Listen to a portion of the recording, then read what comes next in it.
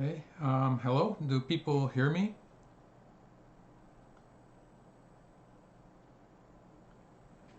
Please, I'll be watching the comments, so if you hear me, please write comments to say that.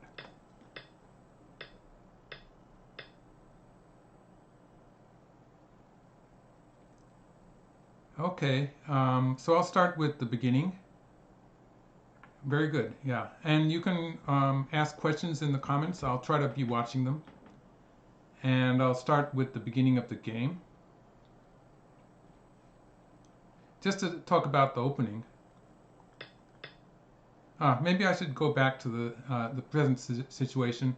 Black has just played this peep at that's f5, and that's securing an extra I for the black group. So later on, black's going to be able to let's see, does this how this looks?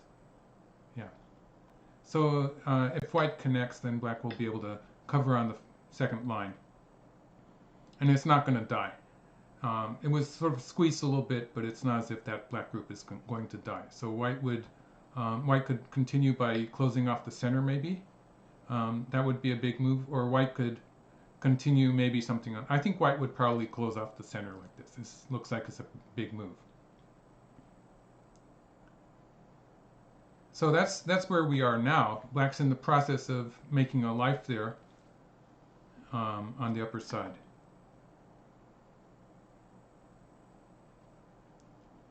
So back to the game. Let's start with the opening. 3 point. So by the way, I'm doing this live for the first time, so it's sort of a test more than anything else. So I hope people are satisfied, and I'm trying to learn how to do this. So if you see any issues, you should tell me, and I'll try to fix. I'm learning to use the software, and I'm learning to do YouTube at the same time. So this is my first live. So they play this 3 point joseki here, and white plays a kakari. That seems okay. White's setting up the move that came up later in the game. So like, actually I should probably just continue with the game. White's setting up that sequence that white played later in the upper left corner.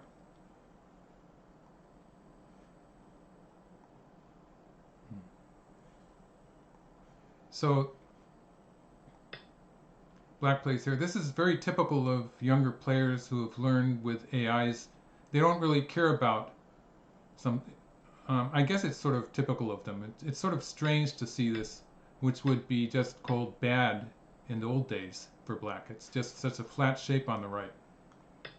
I get the feeling that it's just modern players playing their AI stuff. And this move too. This move is very typical of. It was always a favorite joseki for white. This move. But in a position like this where white has that wall in the upper left, I would surely want to play some kind of a pincer. So I would be often playing a pincer like this, and the AIs don't really like this move. So otherwise I would be playing a pincer like this, and they don't like this move either. You saw that with AlphaGo, when all of the joseki variations starting from this joseki, generally white is getting a good score when this happens. But there is one move that is still called a good move by computers sometimes, and in this case it would be this one, the low two space pincer. And I would probably want to play very much a pincer in this position.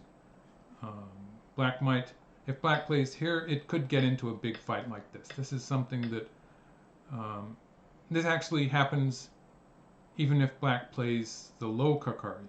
It can happen. So like if black plays here, and this is one of the pincers that some of the AIs still like, and if black presses here, you can get into the same shape. So it's the same exactly the same shape if this happens.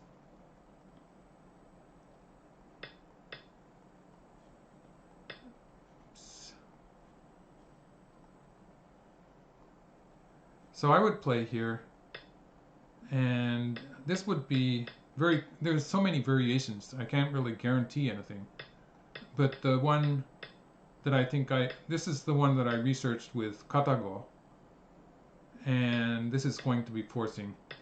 And then white could continue with something on the outside like this, or maybe something in the upper left, making a big moyo in the center.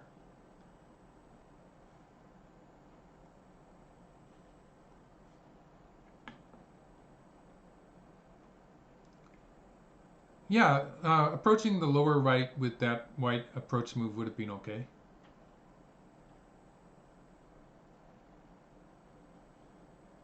Master did not play this variation actually, but in fact, the low two-space pincer was not played at all in the Master series of games.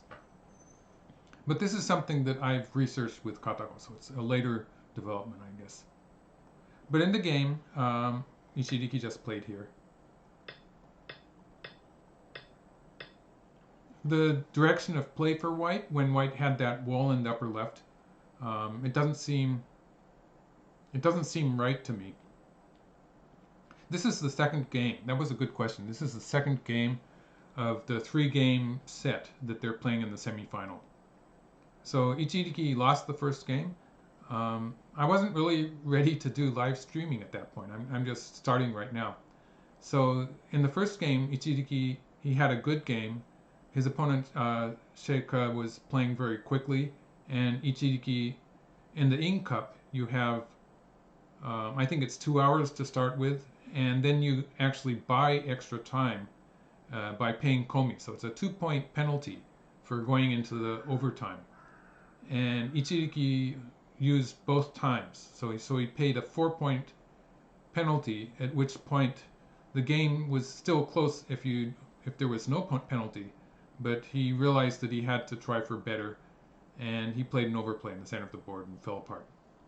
So that was the first of this 3-game match, which is going to decide which of these two players moves to the final of the tournament. So while I don't like this joseki, when I looked at it on my computer, it didn't really change the winning percentage as much as would be a problem. So white covers here. And with this joseki,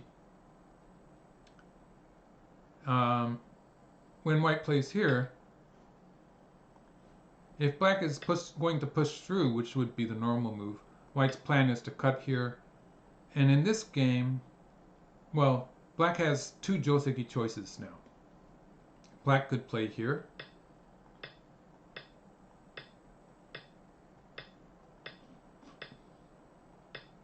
And the ladder favors black. I'm talking about this ladder. This ladder favors black. Yeah. So white would not do that, but would play here. So this is a kind of a joseki. I'm thinking of doing a study group. I'm not at this point yet. I'll start doing some live broadcasts, and when I'm comfortable with it, maybe I'll start thinking about a study group next.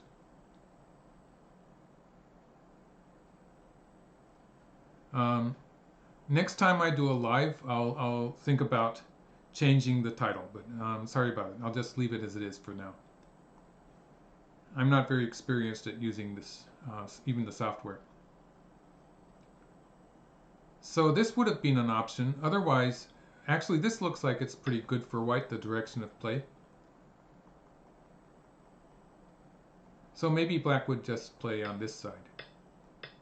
But this would be okay for white too. Because the upper side is a very nice width. The width of that is working really well for white. So black immediately took the 1 stone, And this is a variation that black plays when black wants to do something next on the upper side, because white's going to connect here. And now black can still make use of that one stone there on the second line. When black plays here, it's going to help black make a shape, a living shape maybe. So black's plan here is to split the upper side, and that's why black did not get into that joseki where if black had pushed through here, it would have been much more difficult for black to do anything now on the upper side of the board. There's much less room. So the idea with black cutting here immediately is to leave some room on the upper side for black to make some trouble for white. So that makes sense.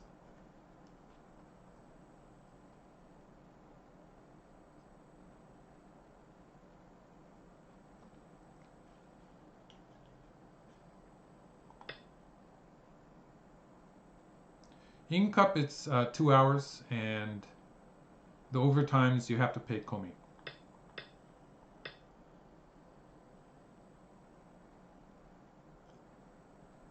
And let's see, white plays here. This is actually a fairly important point. Not only does it reduce black's potential on the left side, but also that wall that white has in the upper left doesn't really have a base. So white's reinforcing the wall at the same time. And it's after that, white is going to be attacking black on the upper side.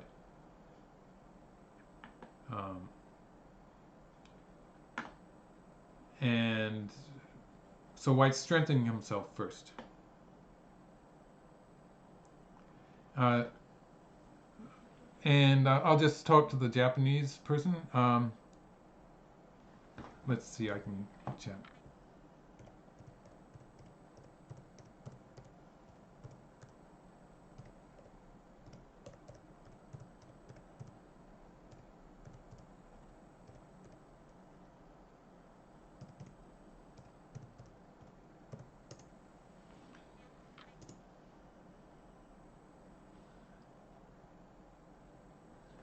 And let's see. So black continued to take territory. I would have been thinking of reinforcing the upper side actually. Personally, I would have maybe played something like this. And when I researched the opening, I was seeing the computer. I think I saw it play here or something like that. That black group on the upper side is not very strong, so it makes sense that black would want to reinforce it.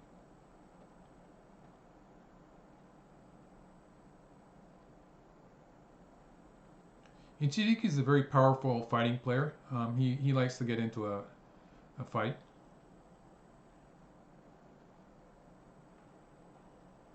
And he also is doing a lot of research with AIs, I think. Probably one of the strongest. He's most successful in the international tournaments, as you can see with him being the only Japanese player in the best four in this tournament. So black took territory again. And this move on the left side. So this move is actually something that has been played against me. I think it's one of the moves that often comes up in an AI search of the game. So it's a kind of, yeah.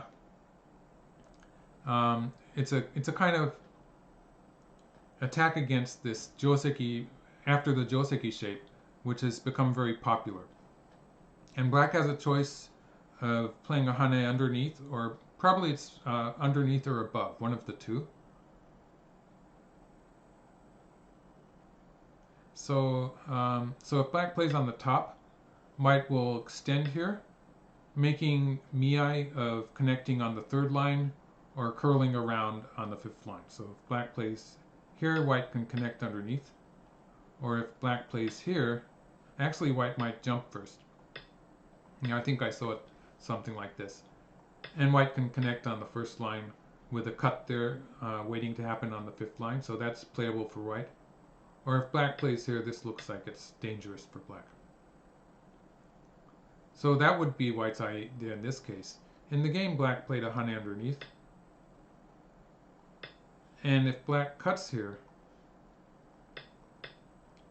then it's a bit of trouble. Like if black might want to just capture the one stone, but white would be building a strong position, setting up an attack against black on the top. White might add one more stone there. Yeah, I think so.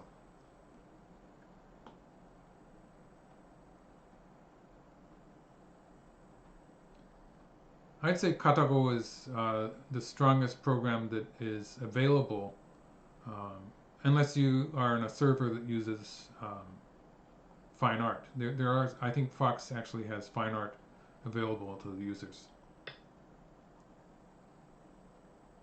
And so the double hane here is a Tetsuji, and if white cuts and takes it, then this is going to be good for black. Black gets to capture the white stone in the center. Either way. Maybe white would take. But this would be good for black. So white cannot do it that way. And white cuts here and connects. So this is a variation that seems feasible.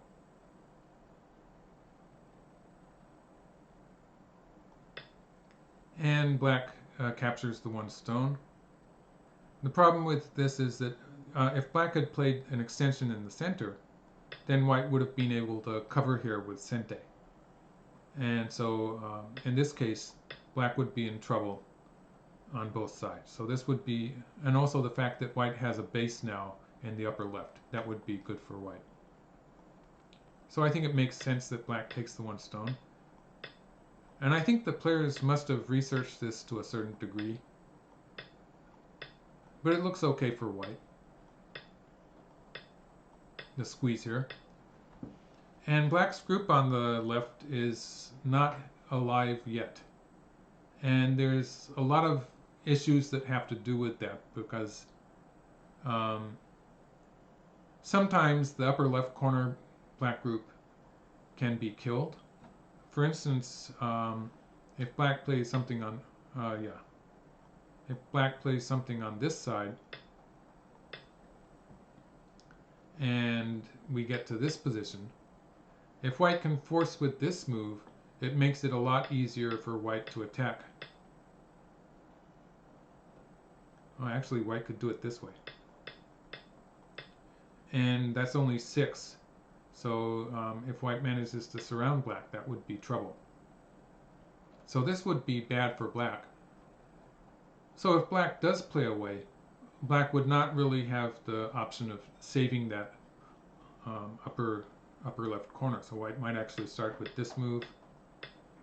And at this point, black would start to be playing different moves, like this, for instance. So that's one issue that there is. The other problem is the game variation, where black protected the left side. Now the left side is completely alive. That's 7 stones in a line. So even if it's just very local, then it would be alive. So like this. That's a live shape. So it's already 100%. But white gets to attack black on the upper side. So on the whole, I think that this is it's going fairly well for white. But the first game of this series was going well for white too. So a lot will depend on the time, because Sheikha was playing a lot very fast, and Ichiriki was playing a bit slower. And if he goes into overtime, he's going to have to pay komi for the extra time. So that would be painful. When black plays this hane, black is making an extra potential eye there with the peep. Oops. And that's what this program does. It jumps ahead from you. Ah, and okay. Oh, so it wasn't an extra eye. That was clever.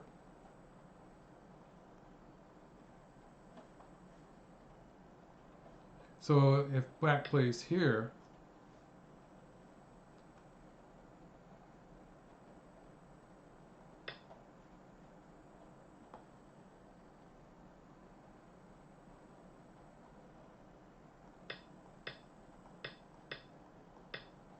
Well, black would not have enough liberties on the outside to make this work, I guess.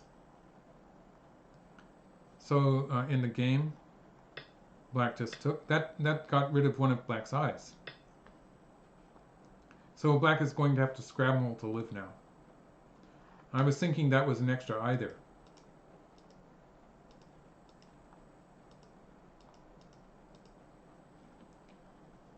And so now white will, if white continues playing there, white could probably take away black's eye. Let's see how that would be done.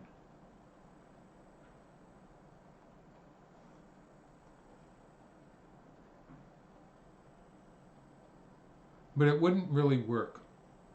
Let's see, something like this.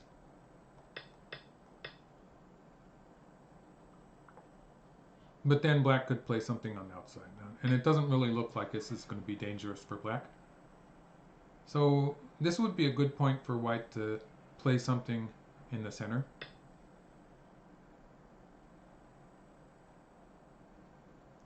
And black would have, let's see, is this going to be alive? It's probably going to be a Seki or something.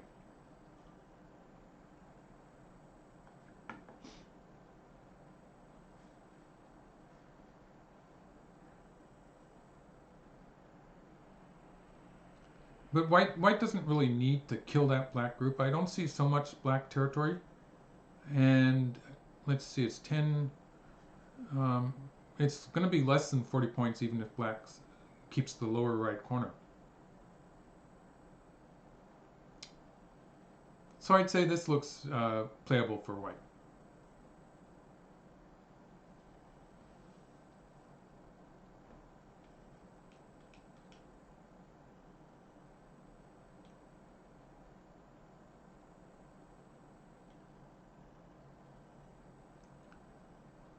Okay.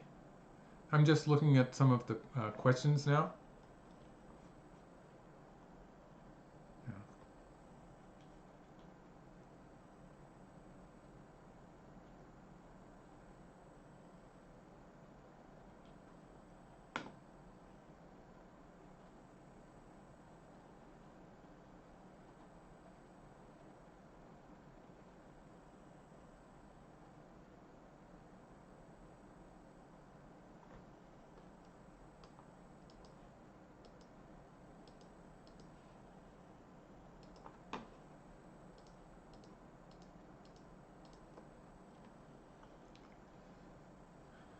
Yeah, I think it's going to be alive if black plays once here, just to get rid of that weakness at J4.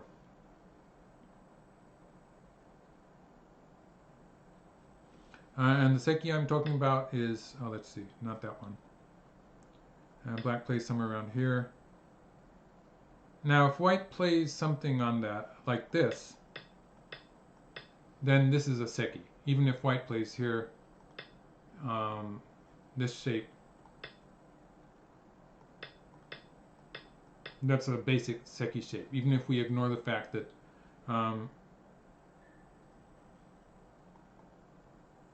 okay, let's start with this move just to stop black from connecting to the corner. And if white plays here, then white never has a chance to play this move. It's never going to be forcing. So if white plays here, it's still a Seki. So as far as I can see, it's going to be a Seki.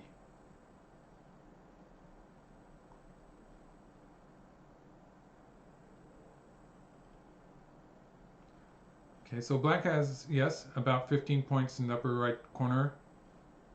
A bit less than that, really. And a few points on the left side in the upper left corner. And the lower right corner is uncertain. So it could be close to 40 points, I guess.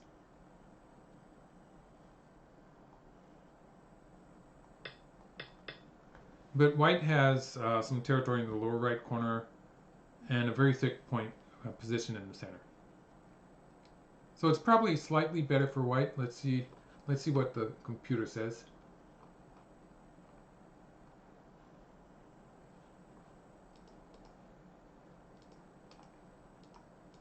Yeah, but it's not so much. It's not so much of a difference that it would be all that important to human players. Looks like it's a pretty close game.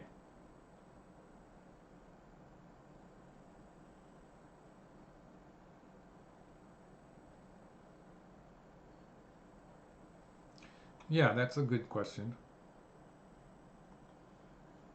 If white blocks this way, black will play here, and it's the same story as far as that corner is concerned. Um, Even if we assume this move, it's still going to be alive, like this. That's a seki. Or if white plays here, it's still a seki. The point is that if white could play this exchange well timed, it would change it, but it's never going to be sente. So white has to play like this, and black gets the key point here. So it's not going to die. But when white plays this way, there's a hole at J5. So it's actually a stronger shape towards the center if white plays like this. And white will be getting that sequence.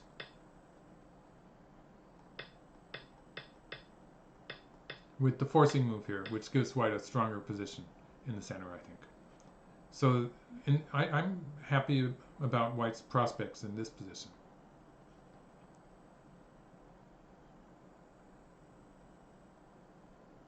K4, K5. Let's see, white could play something towards the center, I guess. But really, in closing that black group, it's really big when you compare it to even black playing something like, say white plays somewhere around here. Moving out into the center, even with a move like this, it's a pretty big move.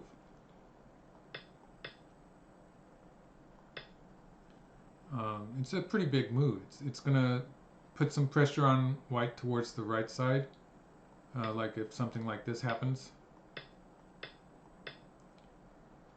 And it's reducing white's potential territory a lot. And now that black territory on the upper side is probably going to be, it's going to turn into territory. Whereas in the variation where white plays something like this, that's going to be a seki, so it's 0 points for black.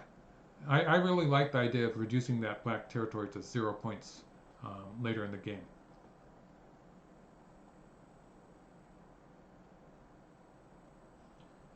And the lower side is pretty big too, so I'm not really sure what timing black will choose to invade the moyo, but white, for the time being, it's going to be alive anyway. Black will be able to play away.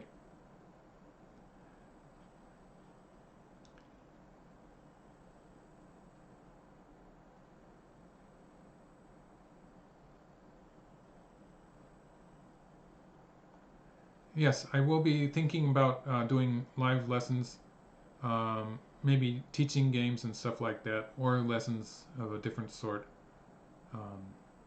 I'm just learning the technology at this point, so I'm gradually increasing my repertoire one thing at a time. And this is my first time to do a live broadcast, and I'm using the software for the first time too, so it was a kind of an experiment today.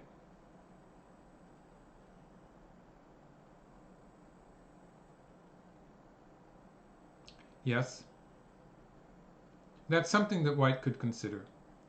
So, for instance, playing here, this would quite often be a good move.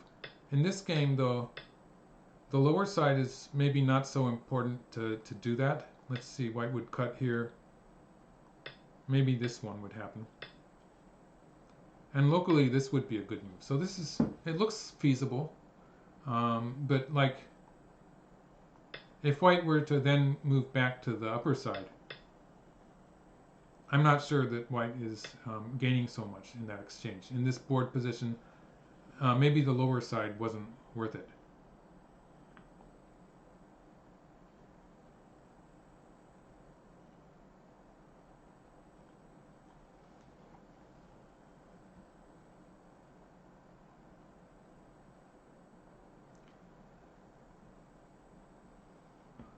Okay.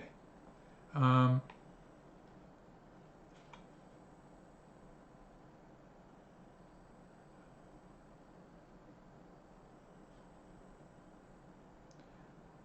the game is slowed down a bit. If it's okay, I think I'll just leave the position like this and come back in an hour or so. Let's say I'll come back in 1 hour when hopefully the game will be more lively and I'll have some more to talk about. So I'll take a break right now. Oh, another question? That's a difficult one. I'll leave that for later. So I'll come back in about, let's say I come back at 2 o'clock in my time. So I'll come back in 1 hour from now and talk about the game a little bit more. So thanks for watching, and I'll be back. And I'll leave the board so that you can follow the game here if you want to.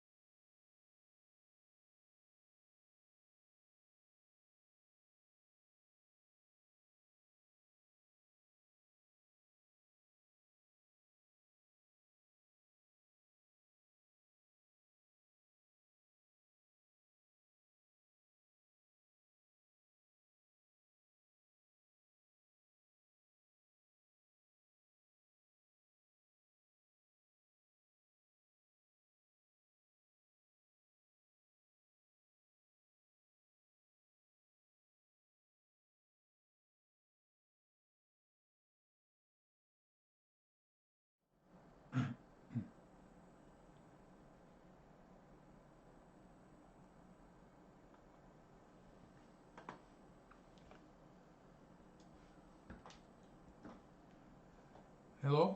Hello, is everyone hearing me?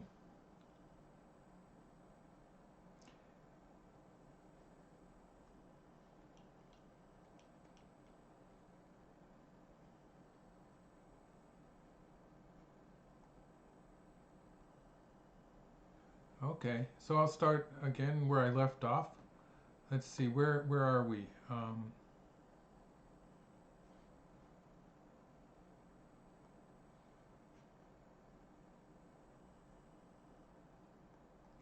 Just return. Oh yes, the upper left. It turns out that white had something extra there that I wasn't noticing the last time. Black plays away, and white covers here. I was talking about how white could force with this move, which was sort of stupid, but yeah, people make mistakes, and that in that case, black would be able to um, force with this and be alive in the corner, because when white plays here, this is not going to be a forcing move, so black has two eyes. And if white plays this side, then black can make a seki. So that wasn't completely correct, because actually the game shows a better variation for white, in which, let's see, get back to the game, in which white played here, and this is actually forcing against the side, because if black, even if black plays this move, it's not going to be a lot. Let's just assume white plays here, because white can play here, and if black covers, this is going to be dead because this is becoming a false eye. And if black plays here now, because that stone in the upper left is on the first line at that's E1, now this becomes forcing, and white can kill it like this. So since that marked stone is forcing and black had to answer it here, it means that the corner is not alive now. White can kill the corner either by playing here or by playing here. It's dead in either case. So white has that little extra profit there and returns to the center. And for the time being, I think the lower side is still bigger. And white played here, so I think the idea is to, if black answers, white probably is going to play something like this. And, well, I would continue from the center with something like this, but I'm not so sure about this move.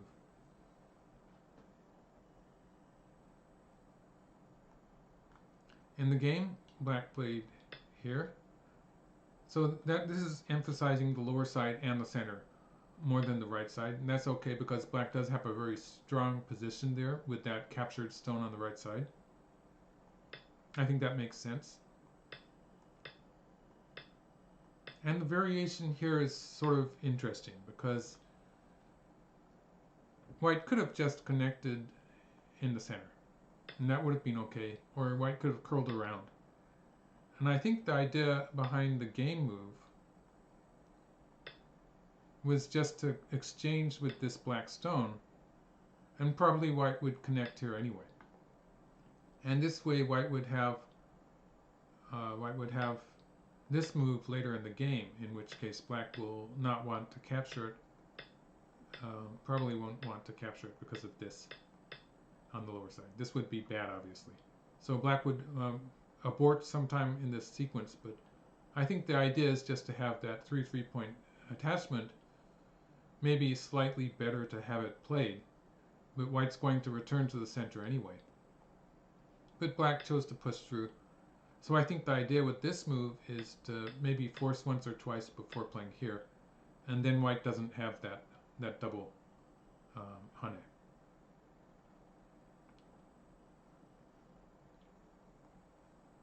So white exchanges with the corner, and we get to this position, and black jumps into the center finally.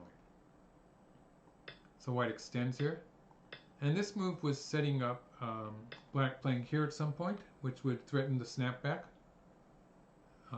It would set up this snapback next, and white obviously can't play here. That would be worse. A double Atari there. And it's sort of nice if white will answer here. So for the time being, I think if black plays here, white would probably play away. But it would be a big move to be taking that next, because it would get rid of that cut on the fifth line. But black, it lived in upper. This is more than 20 points. It's a really big move. And white starts to attack the center, and black plays here. So this is where it's going to get exciting. White pushes, and this is a very natural way for white to play. When that white group on the left, it was not 100% alive. So by making an eye there in the center with this move, it makes the white group much stronger, because white does have a potential eye on the left side. So that's strengthening the white group. And I was expecting black to play here and white here. Or if black extends, white will play here. So white's idea is to surround the center and then to protect on this side. So if black played here, then white would protect on this side next. Doesn't look so happy for black. But I'm not so good at handling these positions, so I would be happier with white. I think I play better when I'm attacking. But instead, black played here, white played here. White's lower left group. Someone is asking, Sam A is asking, what is the status of white's lower left group? It's alive. If black wanted to attack this group, it's pretty irrelevant now that the fighting is heating up in the center of the board. Black could play this kind of move. And if white covers here, there would be two options for black. But usually black would play here. And depending on the ladder, if white covers here, then black can cut here. And if black can capture that stone at 4, then it's going to be good for black. So that could connect to a stone that black has in the center in some cases. So if that works. And if that works, then maybe white's going to play here. Black can extend. And next black has a cut on the 4th line.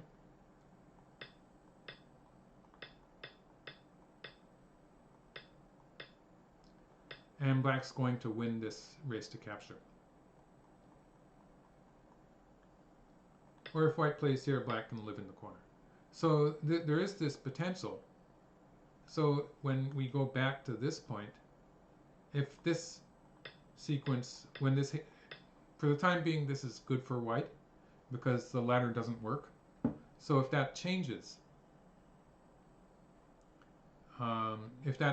then sometimes black will be able to do this. And then white would just connect on the 3rd line probably. And it would be more like something like this. White still can live in the corner.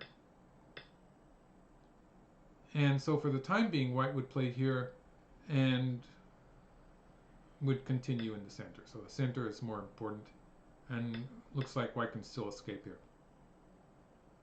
So it's not urgent enough for black to be doing it right now. So this is not going to be connected, but it's going to be interesting to see how it turns out eventually. So white has a choice of cutting immediately, or the N5 cut. Someone is asking, can black do anything with the N5 cut?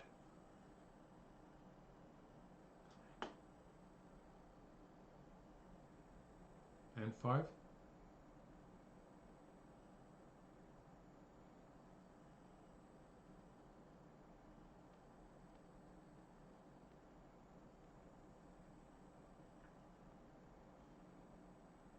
N5 doesn't look like a cut to me.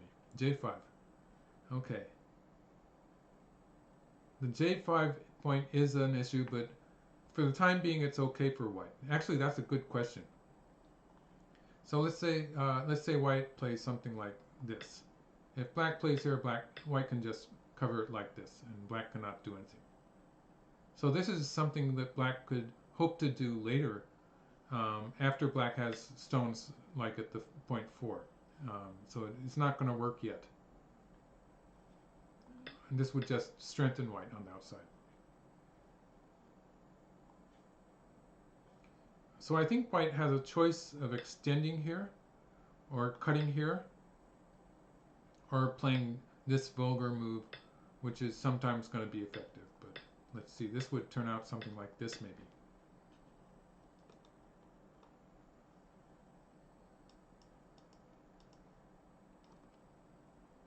So this would be interesting too.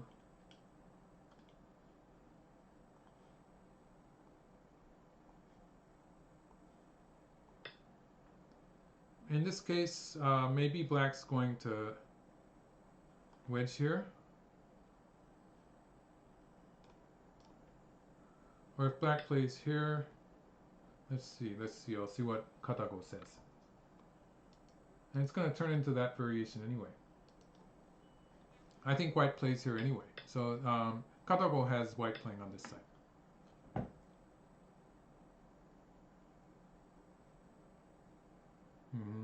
Yeah, I think it's basically a question of whether white wants to cut here immediately, or maybe white wants to start with this move. And it looks like it might end up being a very similar position. And see, they've been playing, I think, from 11 o'clock, is it?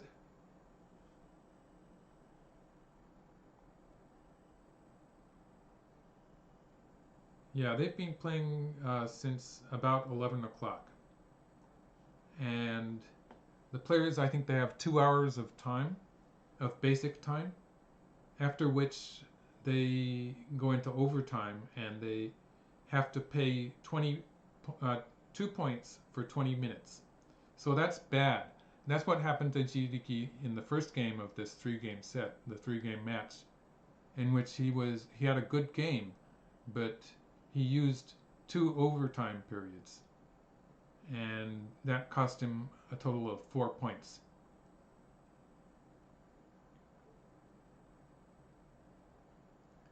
And so he has to be careful about his time, because I think his opponent is a fast player.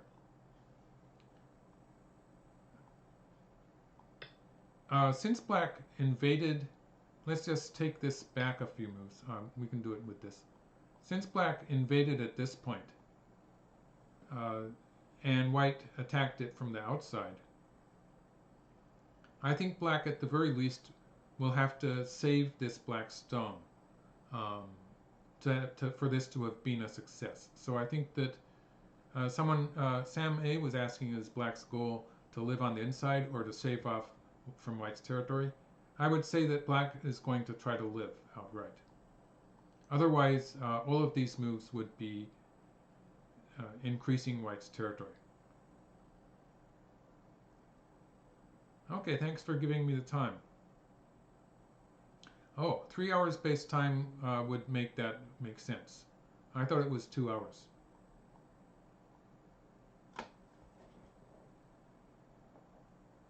So he still has an hour. Well, I think when the players are short of time, I would find it easier to play with the attacking side.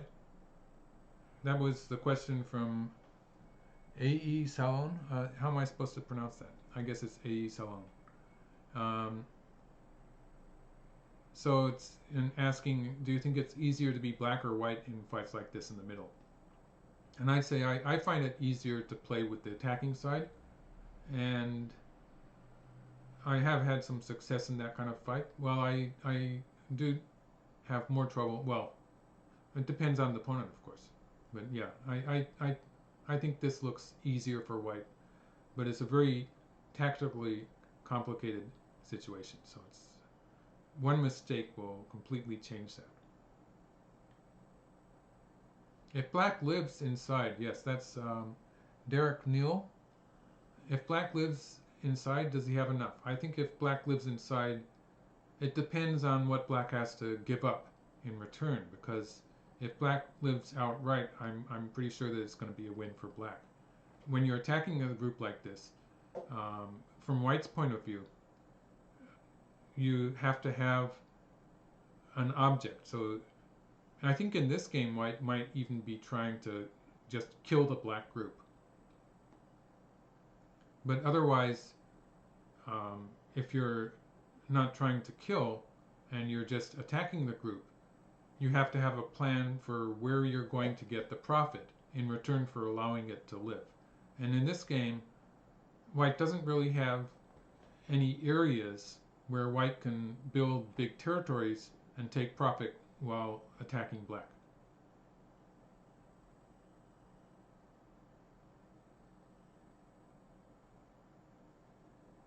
All of the young and top pros are very good. This is the question from Juan Samper.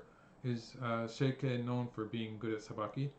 And I don't really know the answer for that. But all of the younger players are very good at very intense tactical fighting. And so living in the center is something that he's probably done before.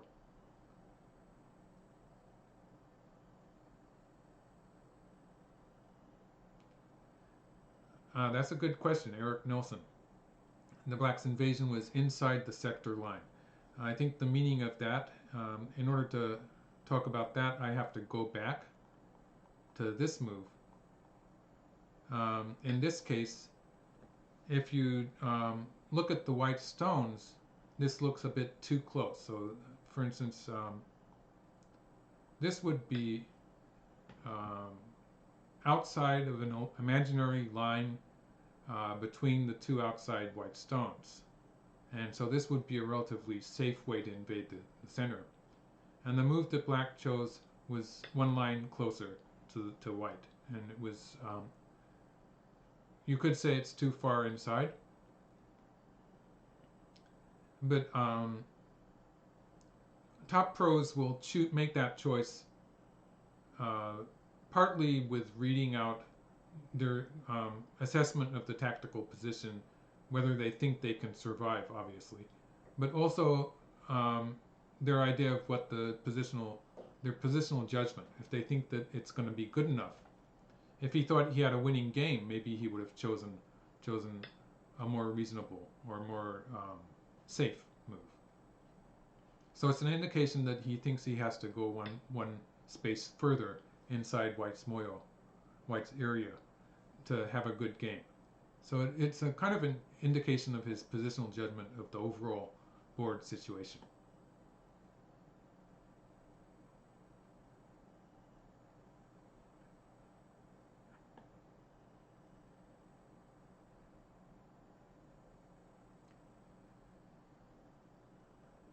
Go Baduk Weichi is saying, do you feel that Go has lost the strategic feel? And is it all let's go and just fight? Well, yeah. A lot of the opening has been researched with AIs, and especially at the top. I'd say that there's just a lot of players basically playing very similar openings. It's become, there's less room for uncertainty, which would allow people to play different types of moves. And so there's, before we had AIs, there were a lot of positions where whether it's good or not was just an opinion. And human experience was very important in making those choices. It made a big difference. And so now that we have AIs, like, it doesn't really matter what the top player is saying when you can research it with an AI and get maybe a better, more reliable judgment there. And so people end up with the same answers because they're all using the same AIs. And it means that a lot depends on what happens after you're sort of off the map and you're in the middle game fighting. So I think the strongest players have become the players with the strongest tactical abilities. Yes, Go Baduk Goichi, I agree that the Komoku, the 3-4 point, is making a comeback. It's because there's a larger number of players who don't like being invaded at the 3-3 point.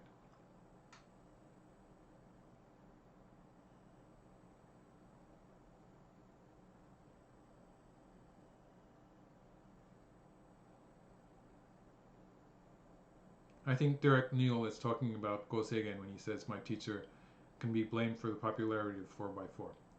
Um,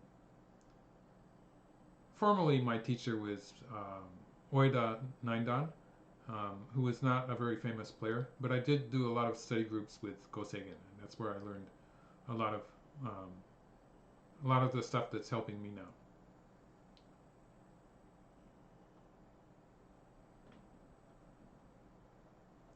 The difference between some of these moves, like a number of people are discussing the 3-4 point um, and comparing it with the star point. It might be a few points difference. That's not really an issue, even for top professionals. If you research top professionals' games, you can find a number of moves that lose huge amounts in score points. So, like 3 or 4 points difference in the opening, um, it doesn't really matter for human players. And sometimes it's not all that reliable either.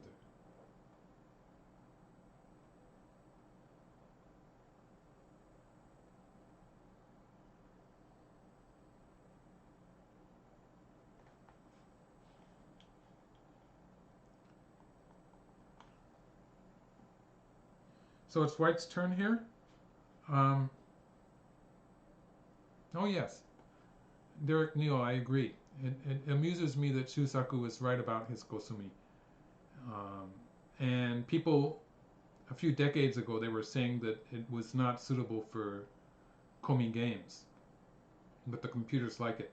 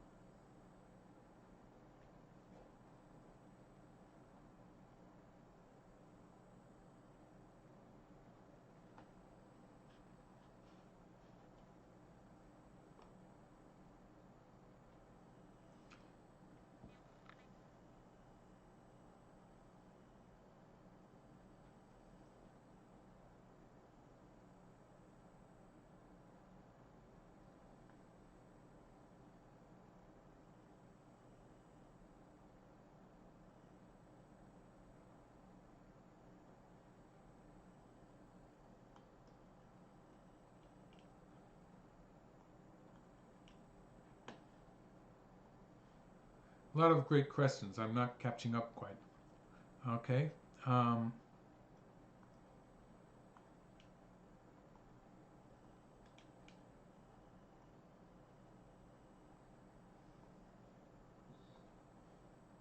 I'd say that, let's see, who asked about, um, Peter is asking, does white have to kill black? I would be trying to kill black in the center.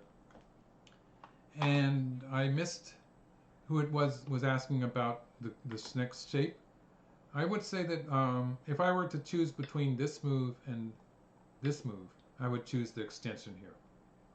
I think white's other choice would be this one, where white plays a forcing move and can add another stone on this side. So I think it's a question of whether white plays this way or this way. And obviously black will not have room to make two eyes in the center. The problem is that white also, however white plays this white group will have to worry about the cutting point here. And how it actually turns out, the order of moves is going to be very difficult for both sides.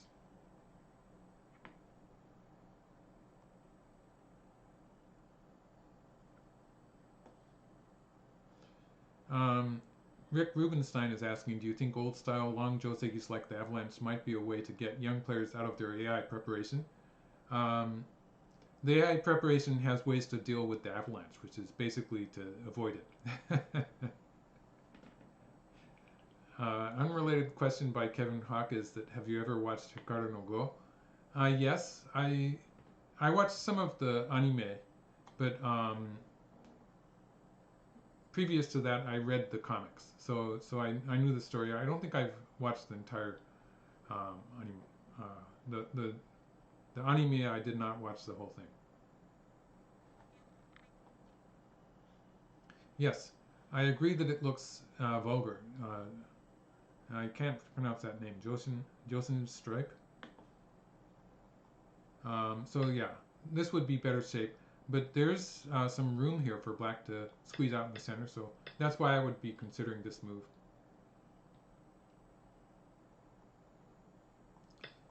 This move is a bit soft when black plays here, but I think it's going to work something like this.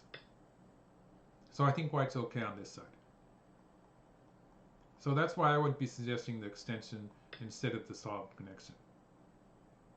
But everything white does is going to be, it has to be backed up by some pretty precise calculation.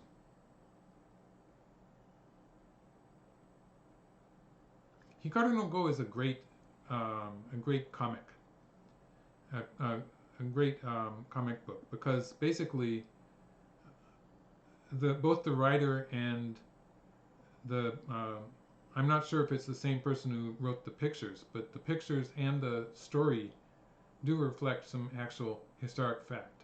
So they have some great pictures of historical buildings that have to do with Go, and for instance the Nihon King also. But so they have that, and like they have Hoinbo Shusaku coming into the story a little bit, and his part of it is sort of based on fact.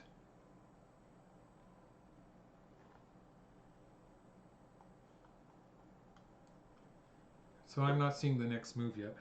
I think it's not arrived yet.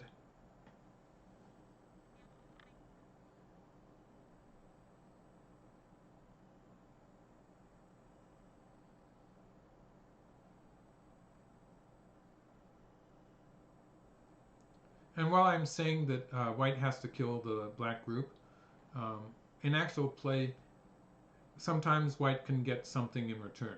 And so there's always that possibility.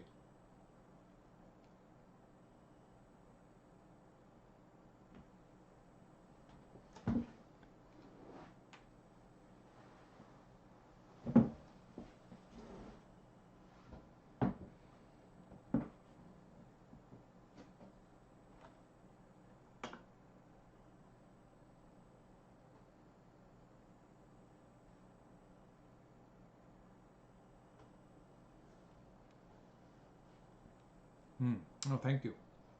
Thank you, Sam A. That's probably right. I recognize the Yumi Hotane.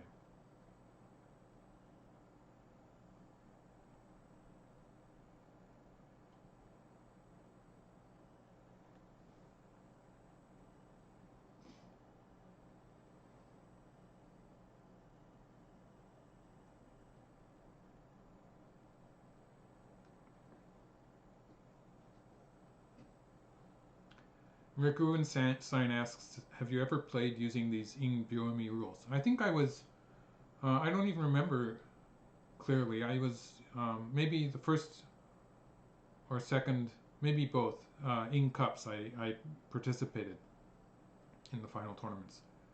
And yes, so I did use the In Cup rules.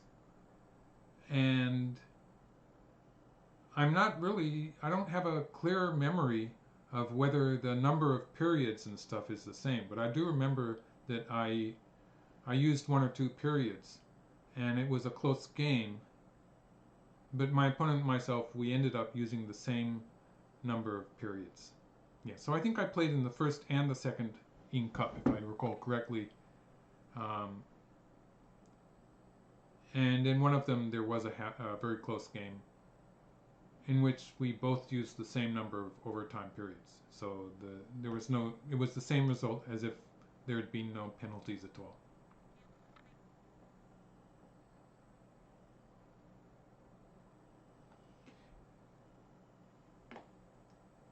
I can try to tell. Okay, who's this? Cesare Zernicki. Sorry if I mispronounced that. More about this variation is It's hard to tell you with much confidence. So what happens after black cuts? If black immediately cuts, now this is really going to be difficult to say. Like white here, black plays here.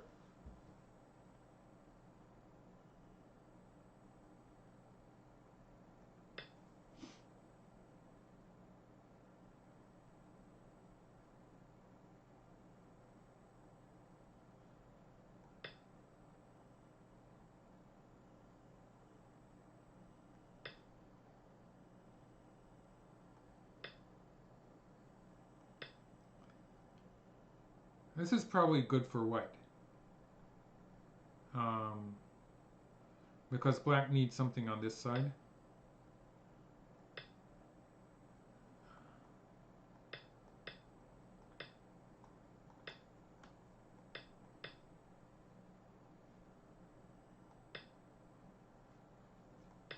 Here.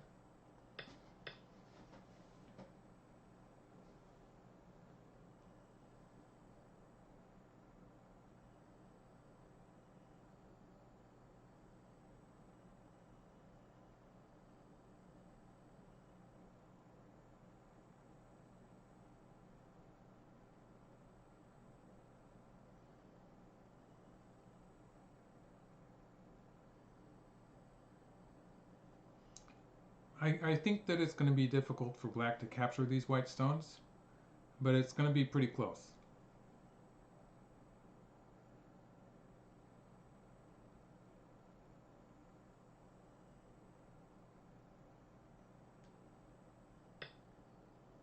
Okay, so it didn't happen that way.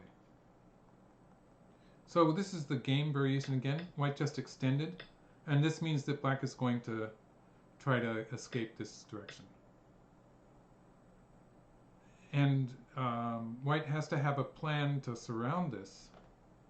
Let's see.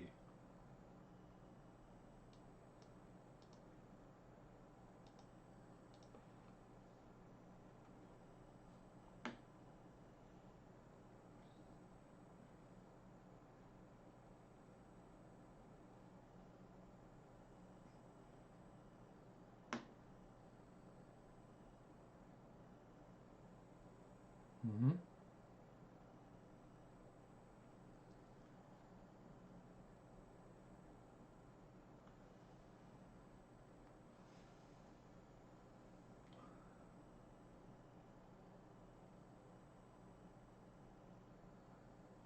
Well, if white plays here,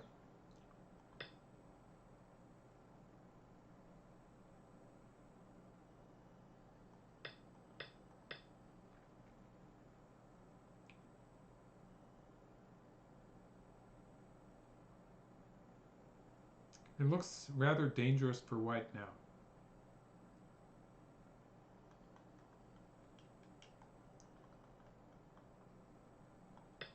This could be a time for white to start trying to play some forcing moves. I've played against Ichiriki. Derek Neal was asking me if I played against both of these players, only Ichiriki. So this is a timing that white might start trying to play some forcing moves in this area. Something like this, for instance. I would be thinking of something like this to reinforce white before actually trying to kill the black group. And then, of course, if black escapes in the center, it could turn into a question of who has more territory. This is a variation that could become close.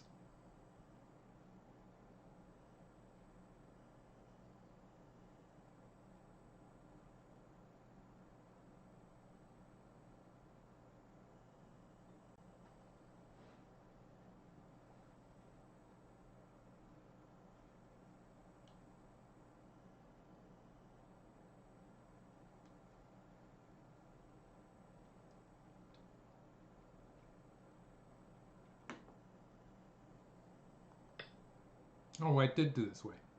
So in this case, if white plays here, this looks a bit worrying.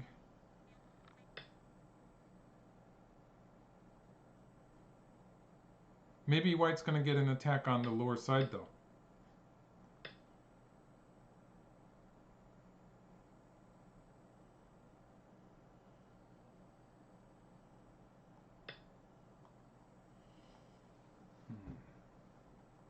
So white probably not going to do that way, but maybe it's better for white to play here.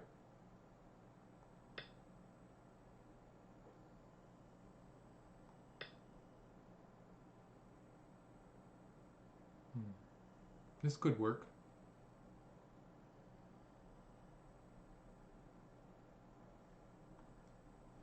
Yeah.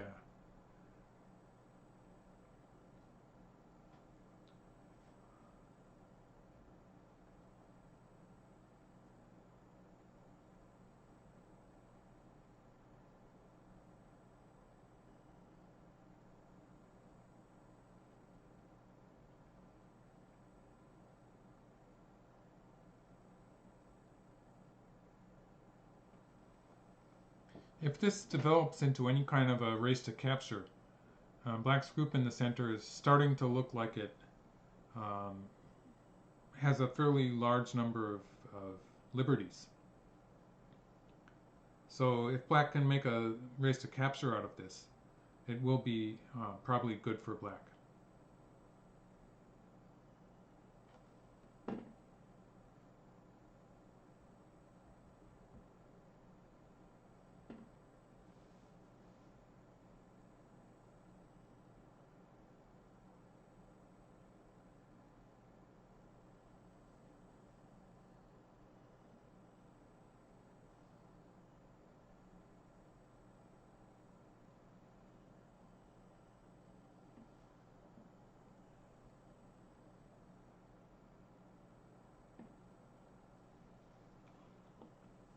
And let's see how the game is progressing.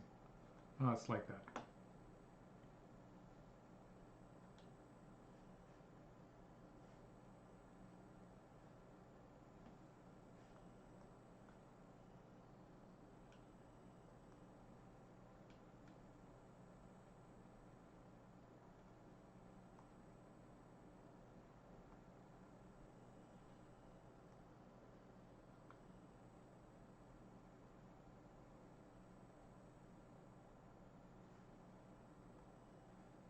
Mm-hmm.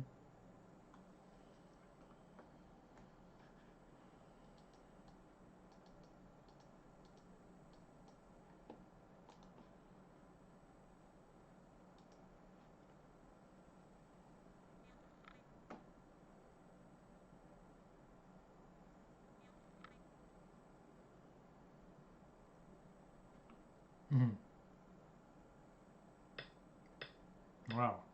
Oh.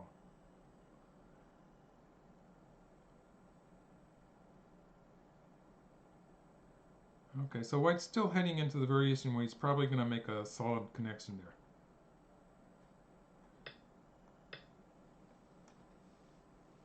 And this time if black plays here, white's going to push through. Or if black plays here,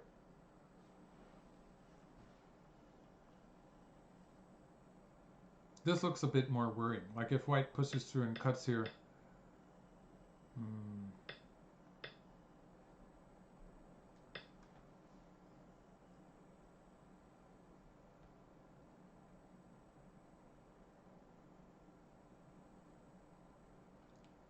it's going to be a one move difference, whatever happens, but I would be a bit worried.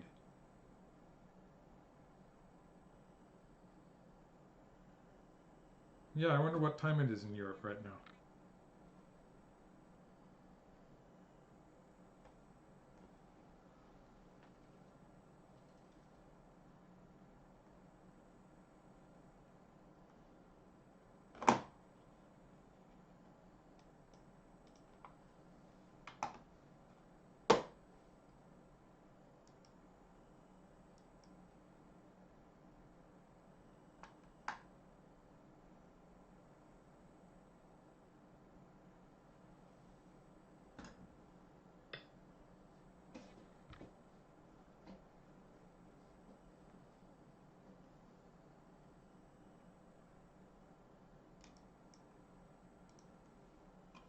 White has to maintain the threat to cut, so white will pull back here probably.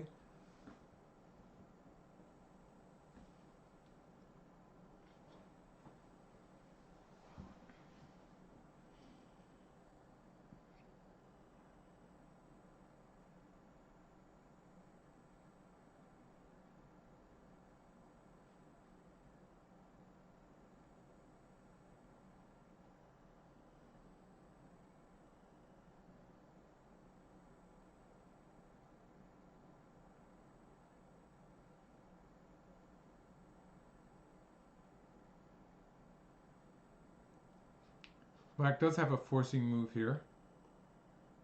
I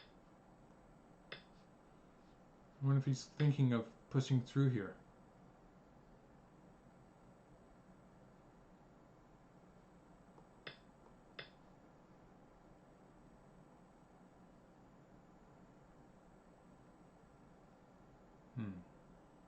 This could be the idea.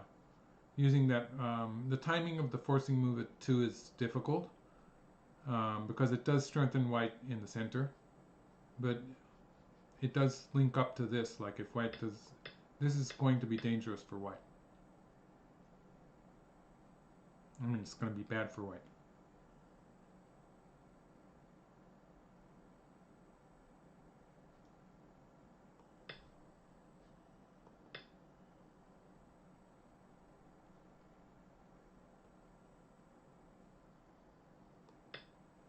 This would be fun.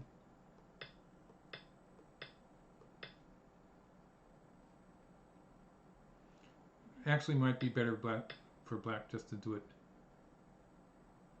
this way. It's still a 1 move difference. Maybe it's safer to throw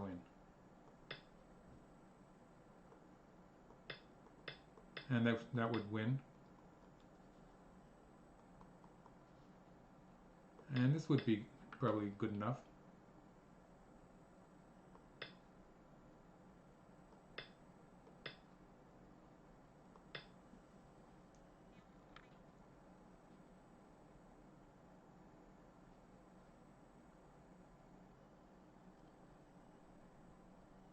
Cesare Chernecki is saying if the black bottom group is cut, is it severely attackable? That attack is pretty far in the distance at this point because white's really weak in the center, and the black group does have some extra space on the lower side and some potential to connect to the left, so it doesn't look like it's in that much trouble.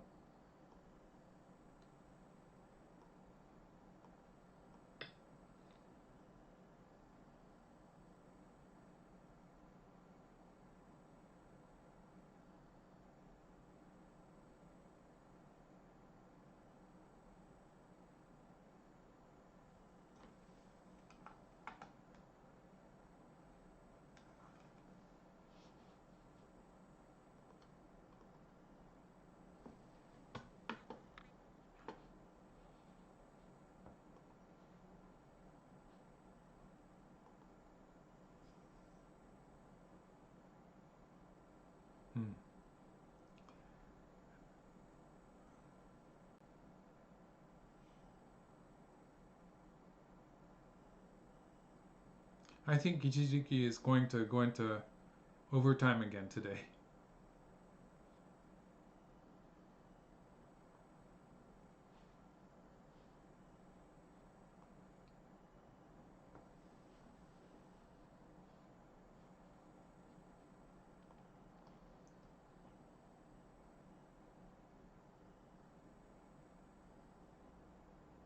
Going into overtime in this tournament is bad. It's a 2-point penalty.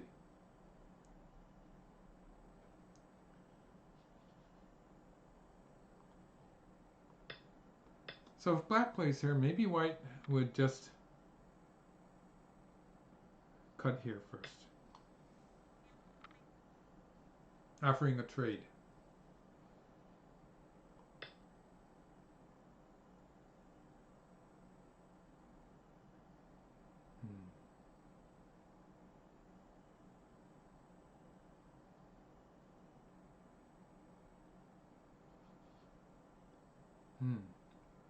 those are both interesting questions.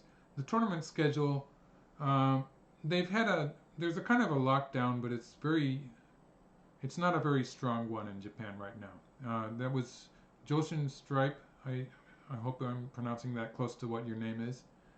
And the tournament schedule in the Nihon Keen right now, um, it's not being prohibited to do stuff like go tournaments. So provided we keep the distance of between people and ventilating and stuff like that, they're allowing people to do stuff like um, play our tournaments. So it hasn't changed the schedule yet. The numbers are getting worse in Japan than before. So I don't know. It could change. And Derek Neal is asking, do I like or hate the Ing Cup time rules? And I would say um, it's not a big issue with me. I think that you have to. If you're a top player, you'll find yourself playing with Japanese rules, Chinese rules. Um, Korean's rules are pretty close to Japanese rules, so it's not a big difference. Uh, and there's a slight difference with the way the Ing Cup counts the territory, although it's mostly the same as Chinese rules. It's just if you're going to participate in tournaments, you have to be ready to accept the rules that the sponsor set up, because they're all there's a case for all of these rule sets to be called valid. Okay, so wide extended.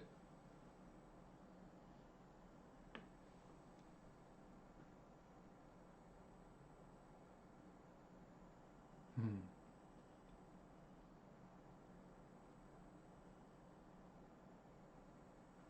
£2 is a big price for top pros.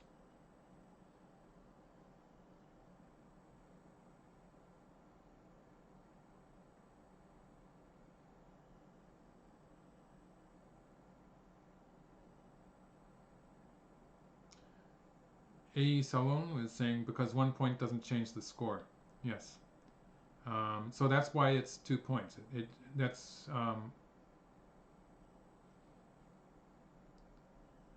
That's the size of a stone. It's 2 points is the same as a stone in Chinese.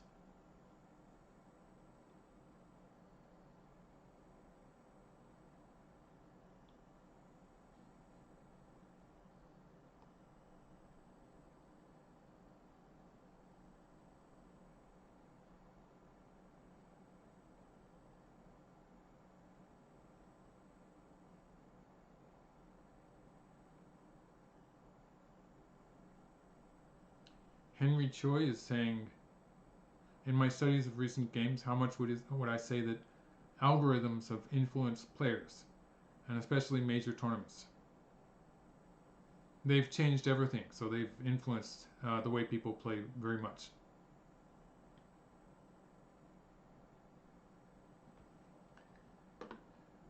Cesare Chernecki is asking, do I offer online coaching games? And I'm thinking of doing that fairly close in the future. Um, and these experiments with live broadcasting and stuff are part of my getting used to the technology, so that I can feel comfortable giving after game lessons to people also. So yes, that is something I'm thinking of doing fairly soon. I'll probably when I'm ready to get started, I'll mention it in my videos and start posting it on Twitter and on my YouTube channel.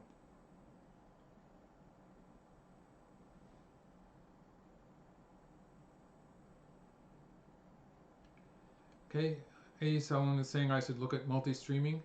Yeah, and YouTube and Twitch. I am aware of that, and I think I can do it, but for this first streaming session, I thought I'd just stay on YouTube. Pretty impressed so many people came here. I was it was very gratifying that so many people are visiting me when I didn't even advertise this.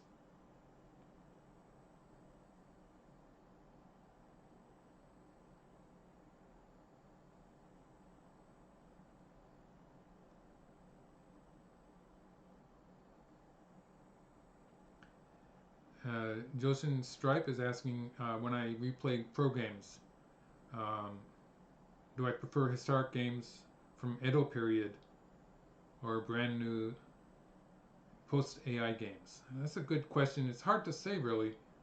Um, I probably prefer the historic games if I'm just trying to enjoy myself.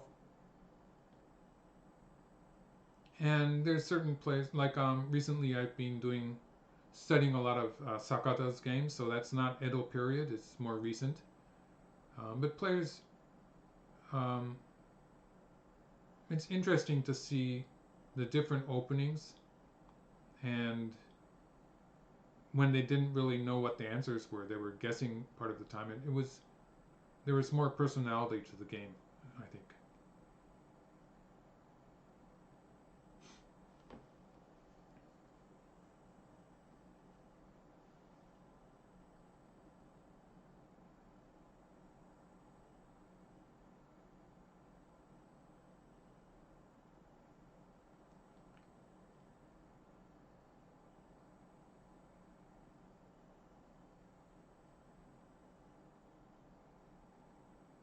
Hmm.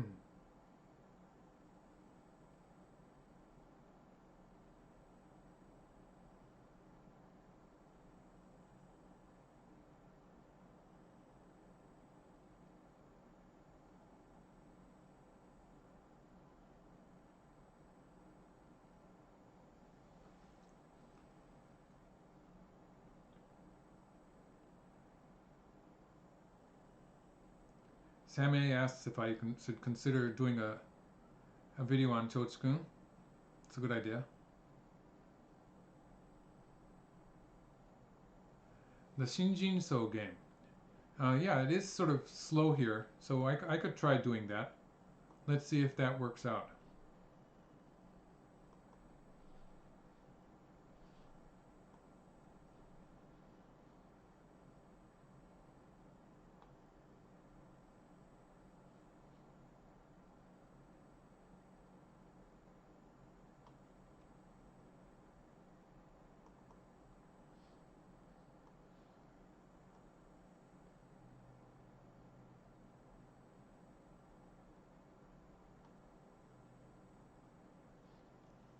Yeah, I even have the text there. So let's take a look at that.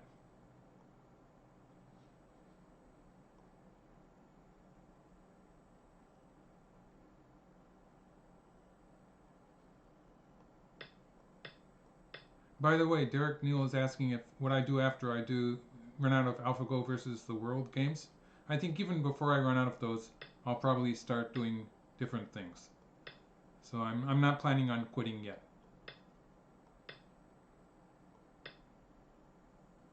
Okay. This looks very computer-like. But actually, Black is playing a fairly old-fashioned opening, isn't he? With the low Shimari.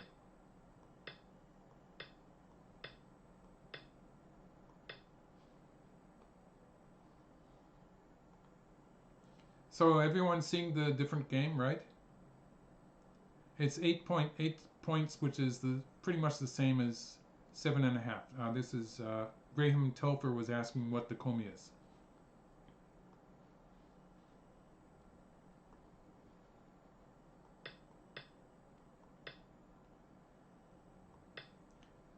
Okay, this is interesting.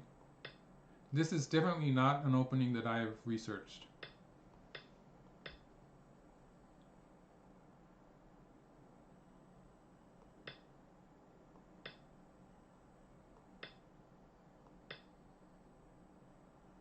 Hmm. This actually looks not so bad for Black. I would be happy to play with Black in this opening.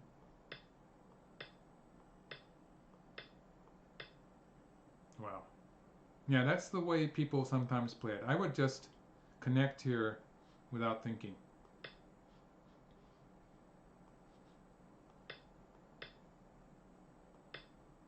Okay.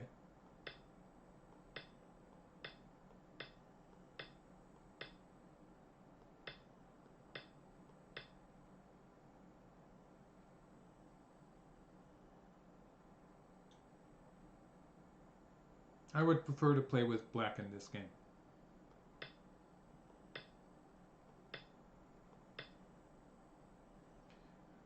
When white plays the low invasion here, and it has become very common for black to play this 3-3 invasion at some point.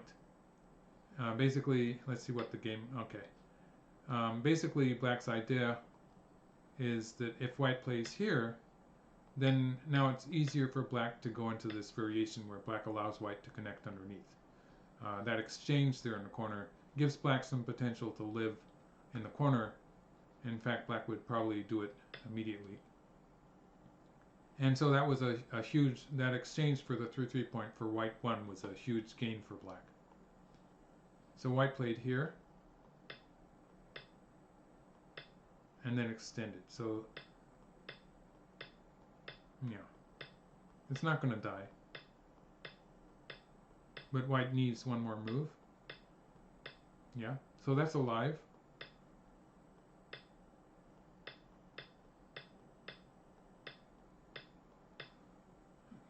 It's a fairly peaceful game now. It's going to be an end game.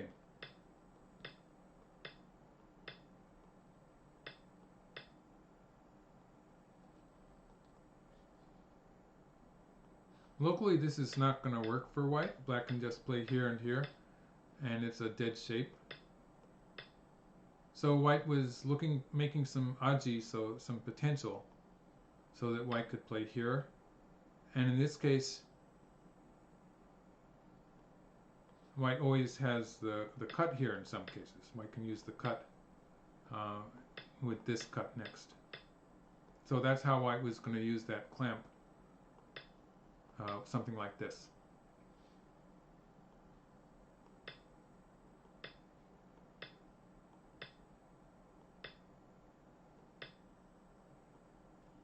It's just an in-game fight here. A quick look at territory.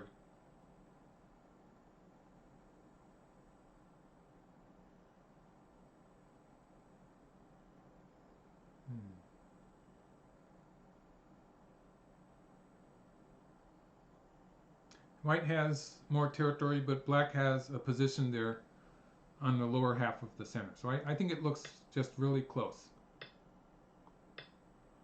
With a big komi, maybe it's going to be okay for white. Okay.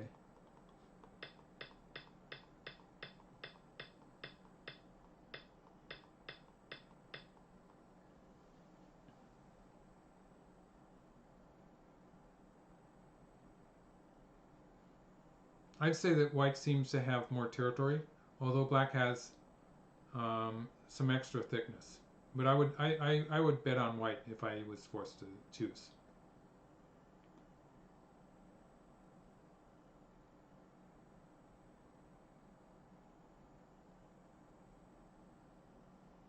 I'm sort of glad I'm not doing this game as my commentary, because it's going to be a lot of endgame and it's going to take forever. I think, you know, like, well, the players they don't want to use their extra time because the overtime costs 2 points, so that that might make them play faster. But in a conventional time setup, they would be using as much time as they could, and it would take a long time to finish the game. So I'll move back to the other game.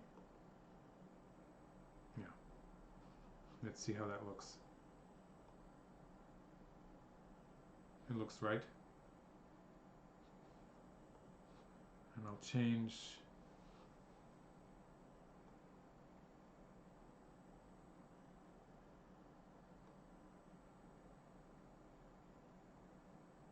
okay.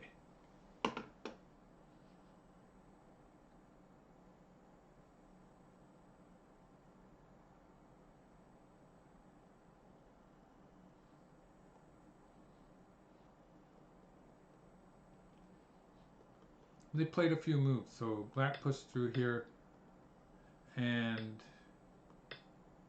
connected.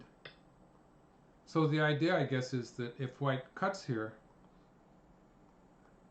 yeah, If white cuts here, black can use this forcing move,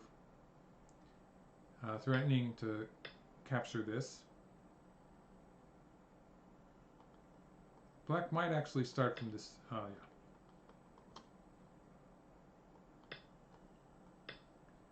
Black might actually start from this side. And this would just be a collapse for white, however white plays it. So white cannot really cut in the center.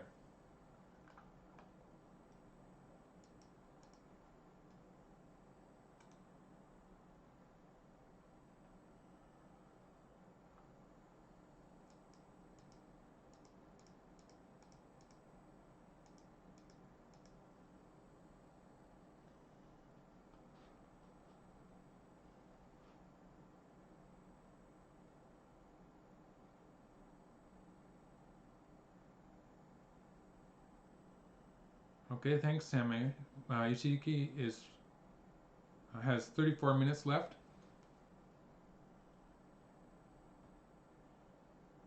And it's still looking like it could become a very close game. Basically, I don't think white can cut here in the center. Not yet. So white might be trying to set that up somehow. The safe way to play would be to be playing something towards the center. So for instance, like this.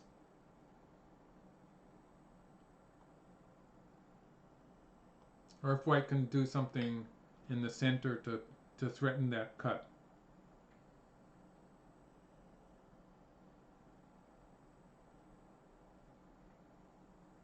This is something he would probably be thinking about, be peeping here. Let's see, what does it look like?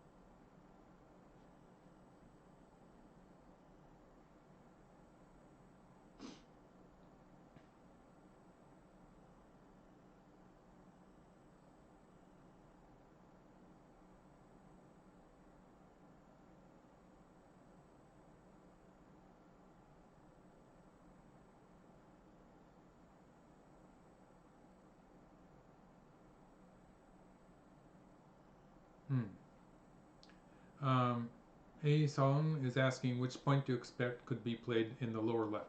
And I'd say that E18 is the move that black is looking to play. Let's go into that variation once more. But you know, it's sort of not happening yet when something like this happens in the center. The center is still very much a hot point. But if we say the center is cooled down a bit, then this is a point where black is looking to play, and it depends on the ladder to start with. This ladder actually favors black right now.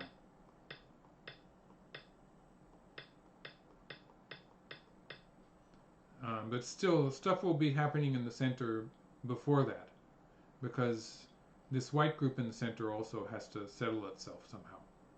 So for instance, white could be playing something defensive like this if white doesn't find any good move in the center. And then this would not be working anymore.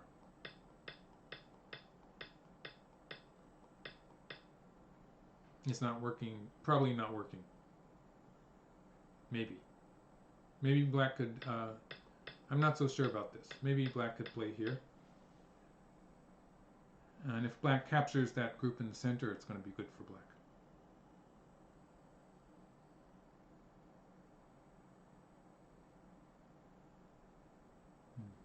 Well, things like this could be a very complicated variation, though. For both players, they're dangerous. Yeah, white peeped. Okay. Now, if black answers here,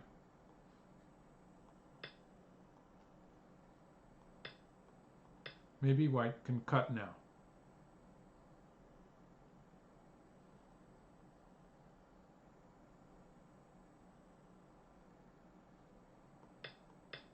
And that would not be able to capture the whites. Let's see, this is exciting.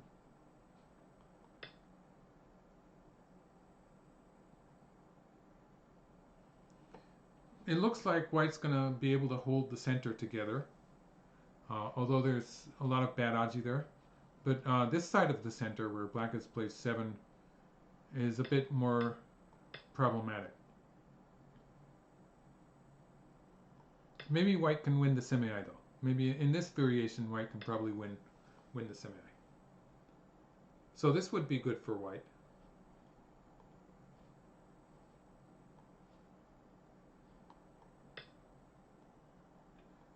When white answers like this marked white stone, the white's peep there, is making a big difference.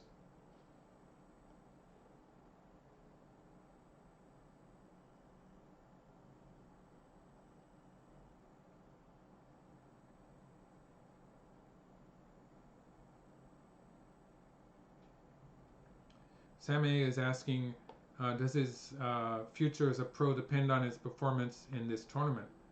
And his father wants him to take over the family business, which is his father is the president of a media company, so they have a newspaper and stuff. And Ichiriki is he's already doing 2 professionals. He's a professional Go player at the same time as being a newspaper reporter now. And so his father is sort of grooming him to take over the company. And he might end up doing that as well as being a Go player. It's not clear because Ichiriki he went to university. He got great grades. Basically, he's good at whatever he does. He has a number of talents. He speaks some English too, and so maybe he could pull it off and live with 2 professions. I don't know. If black connects the cut at N11,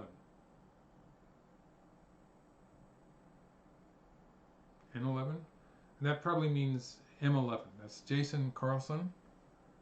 If black protects the cut at M11, that's okay. Let's try to see how that might be a good move.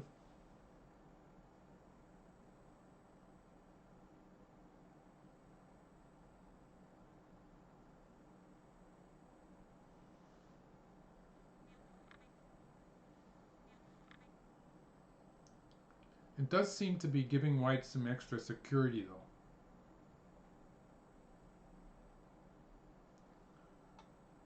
I think if I were white, I would probably start with something like this to try to get some more reinforcement.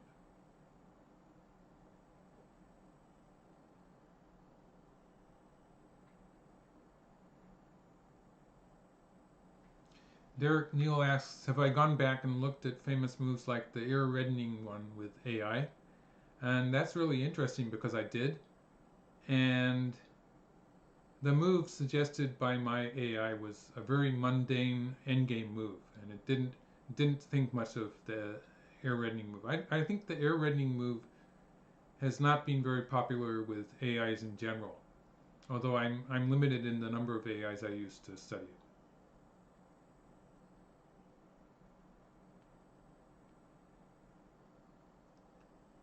Joshin Stripe is asking, how do you assess Shibano 9D? He seems to have fared not too well.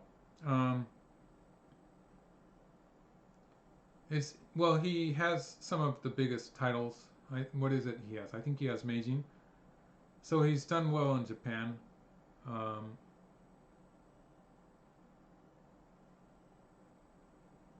But not so well in the international tournaments. I think players like Iyama and Ichiriki have been more stable in international tournaments. And, well, Shibano still is one of the younger players in Japan. So I think he still has some room to improve. I don't know. I get the feeling that he doesn't seem to have as wide an understanding of Go as, for instance, Iyama does.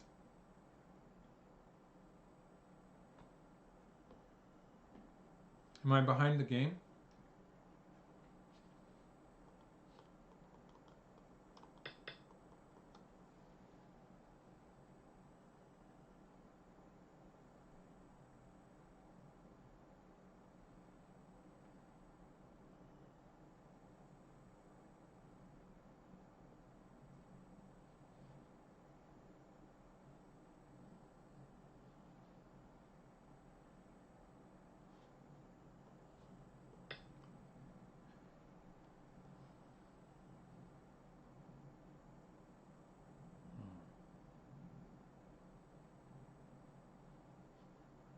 Yeah, that's interesting.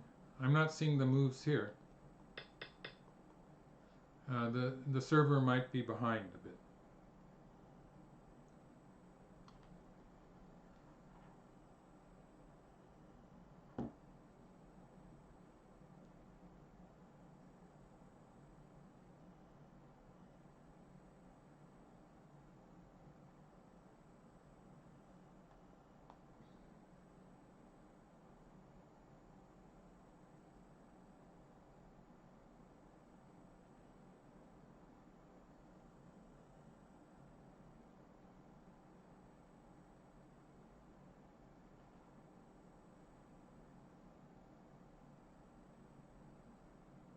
Okay, so white extended. Let's see, are we still at this point? Yes, not getting new moves. So I'll show you what I think is happening here. Black connected here, white extended, black pushed through. Yeah, I'm getting this from a different server, but this is the sequence I'm seeing in the game.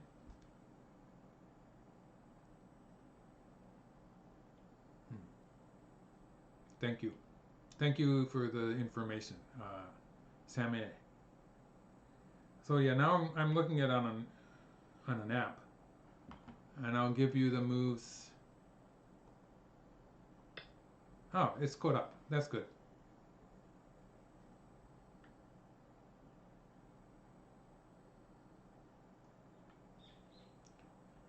So white was basically trying to,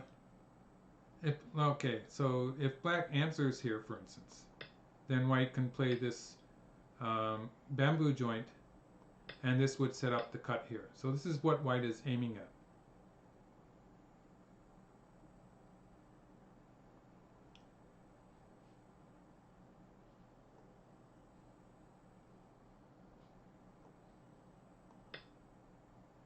So this would work fairly well for white, and black is probably not going to answer there. So let's see, where would black play? The obvious move would be to push through here. And then white would be threatening to cut and threatening this move. So this is the idea that white has.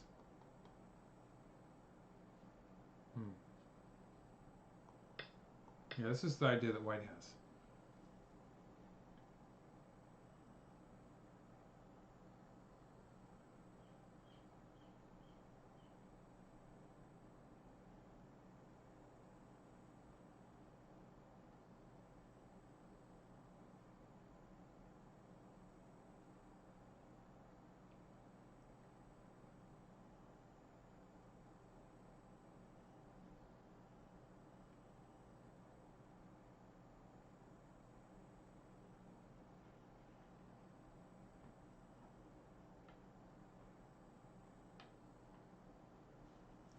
Yeah, I think with only 31 minutes left,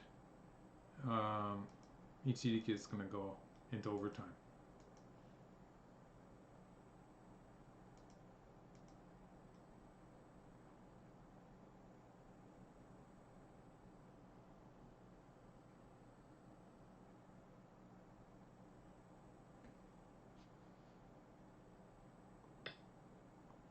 I think this would be okay for white if white got to break into the lower side like this.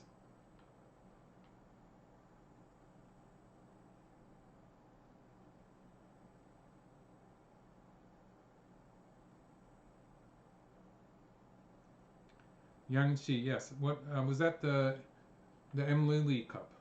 Um, Sheikh has another final game to play in China. I think that was the Emily Lee. And he played Ichiriki in that one too. He beat Ichiriki in that tournament.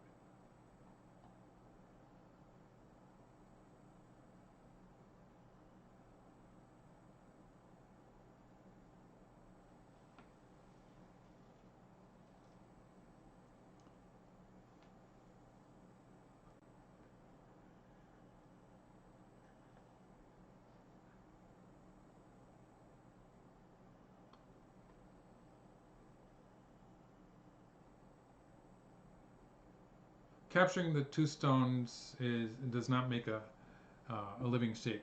That's Rick Rubenstein asking if black could capture the two stones, but they would not make a living shape, not locally.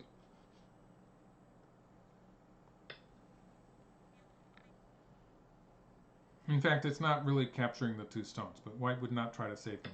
It's not alive yet. It's just the one eye. Probably not a good idea.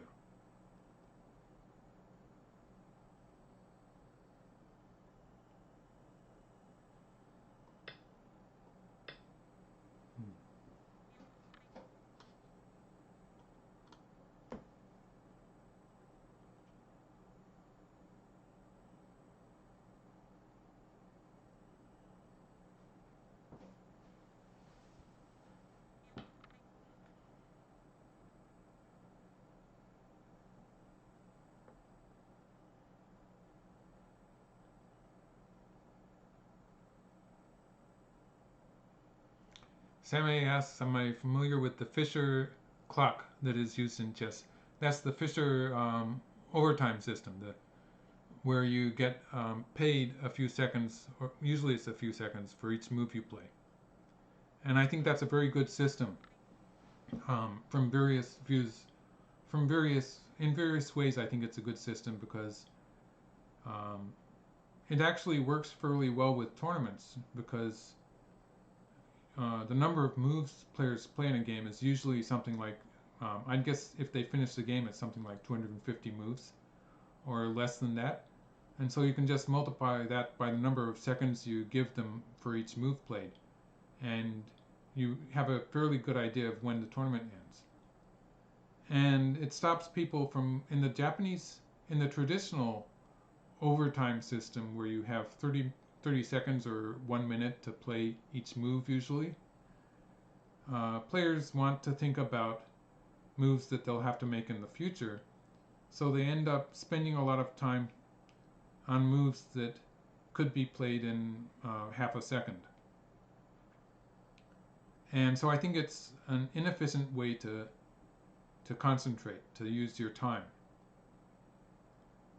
And I think it's more efficient, the Fisher system is more efficient in that you can accumulate time playing quickly in positions that are obvious and then use the thinking time in an important position. So I'm actually an advocate of Fisher's time system.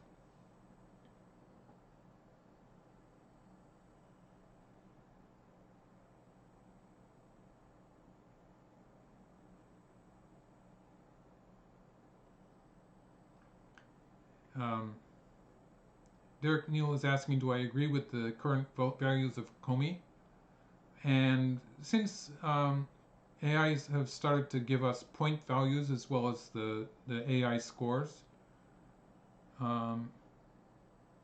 it sort of is starting to indicate that maybe the perfect Comey, you might say, is something like 7 points in a Japanese counting system. So 6.5, I think most of the computers will be giving black a good winning score at the beginning, and with 7.5, I think that white will usually be getting a good score. But it sort of gradually changes as the networks change, and so it's not completely stable.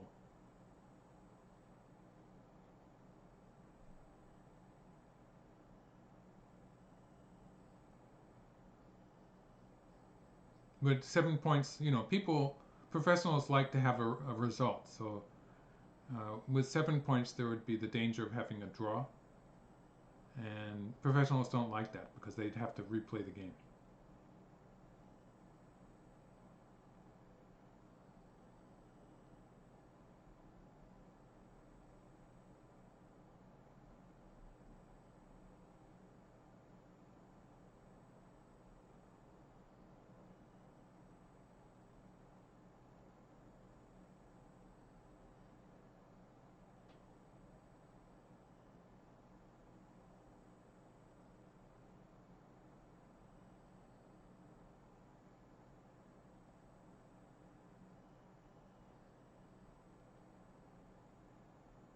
Hmm.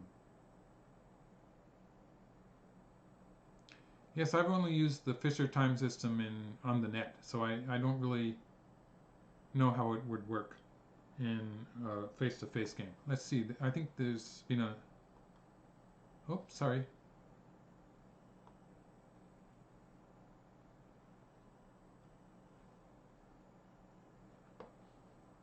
I think black actually pushed through here. This is what the app says. The other. I think I'm on Fox here. I'm not sure what server I'm using actually. It's all Chinese. With the Ing system, I don't think they draw actually. It's an 8-point system, but it works pretty much the same as 7.5-point Komi and Chinese rules.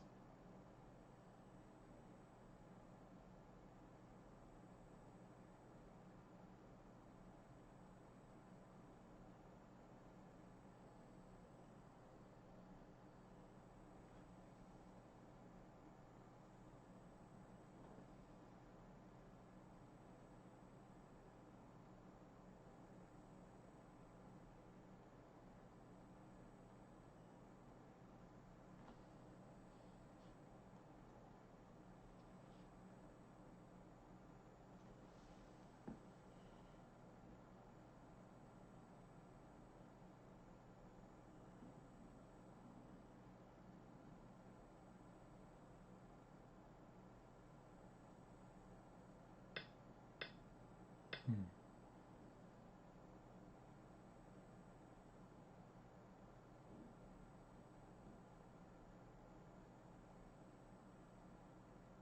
Okay, I think I see what black is trying to set up.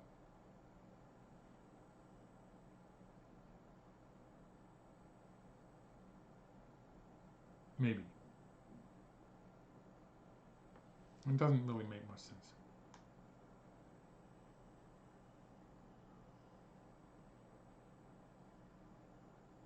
Yangxi is asking, do I have any news about AlphaGo Zero? I think they stopped connecting it to the Google supercomputer. So if they can't use the Google supercomputer, that program, um, it's not very easy. I don't think they can use it outside of the Google computer.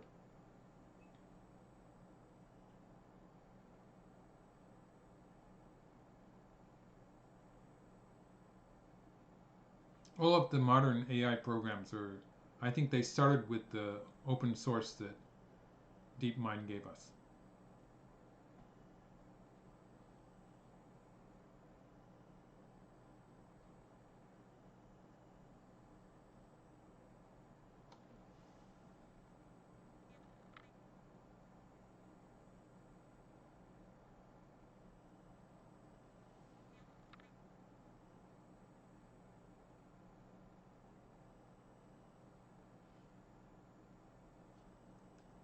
Yeah, so I expect white is going to play here to keep the threat there.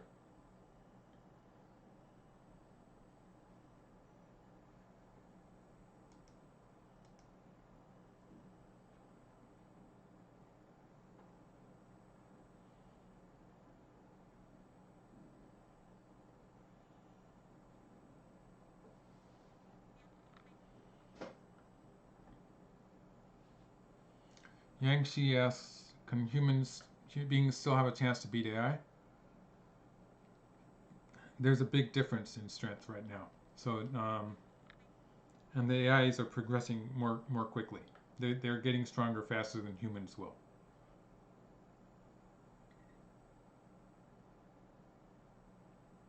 Mhm.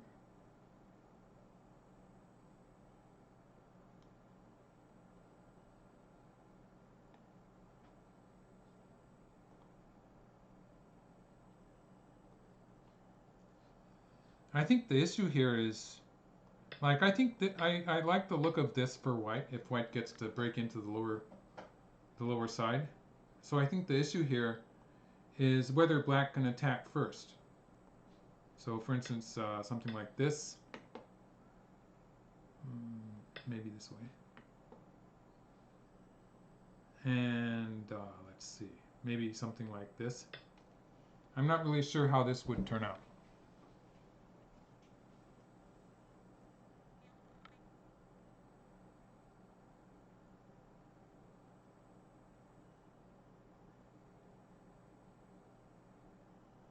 Oh, that sequence was played. Okay, I see it on my app. It looks like white played here, and black answered here, so white could play here. I think this looks good for white.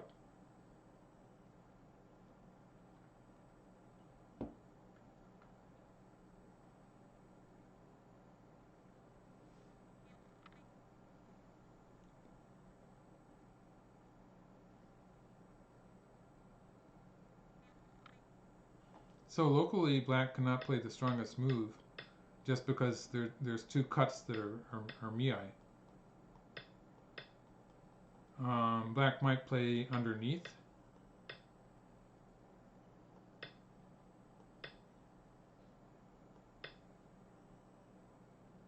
But since the black group is weak too, it looks like white's going to be able to connect up to the center.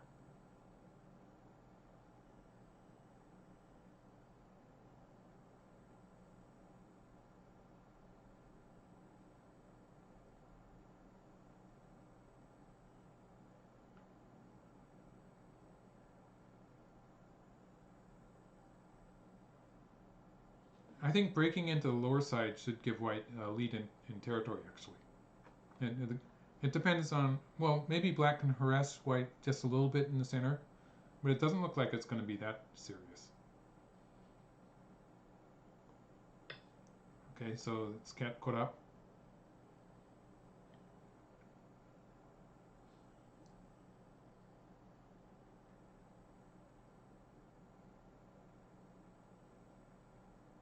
Sammy says that black played g17.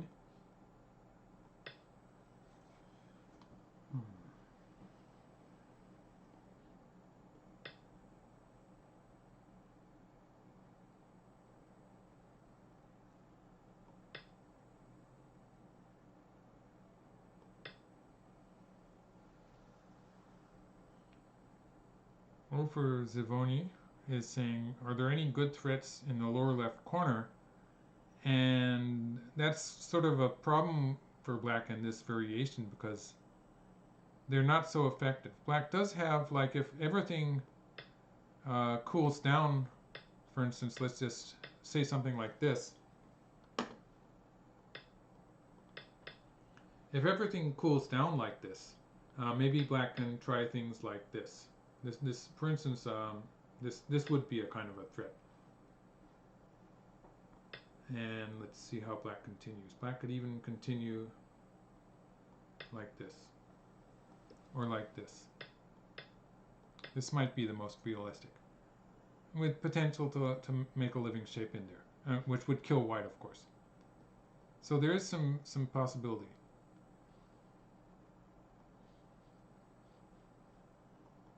We're not getting that move yet, but the other server has black. Oh wow. The other server has black bumping against here and white peeping once. So maybe white's going to, let's just say, for instance, if black plays here, maybe white's going to play another move here, and putting some pressure on that black group. So like this and white can't really kill it. Like for instance, if white plays here, this looks a bit too dangerous for white. Maybe black can play here.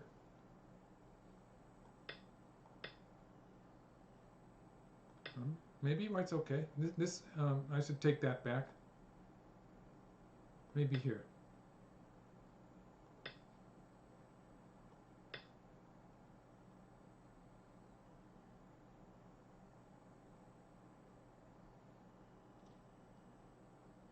and with the cut here. So this looks a bit dangerous for white.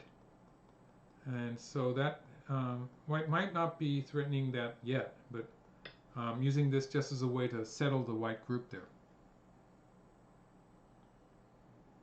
Yes, eventually white will be threatening the cut at 014, as Derek Neal says.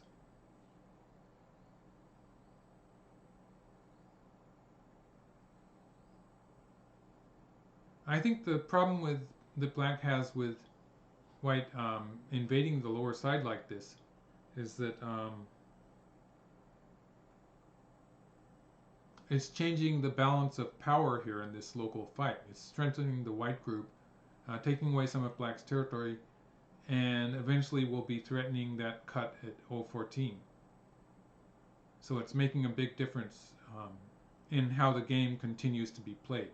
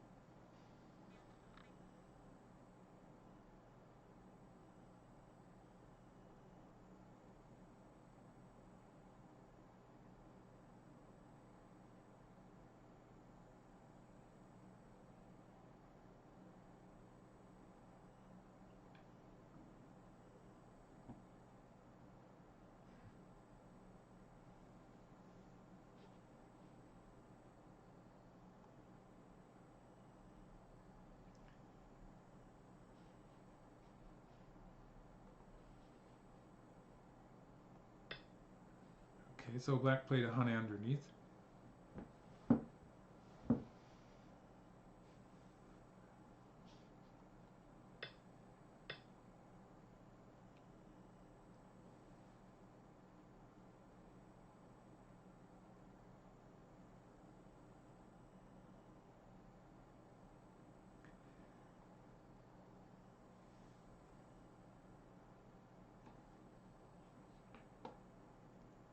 Interesting point by Rick Rubenstein that strong chess players use the coordinates a lot, and Go commentators don't use them so much.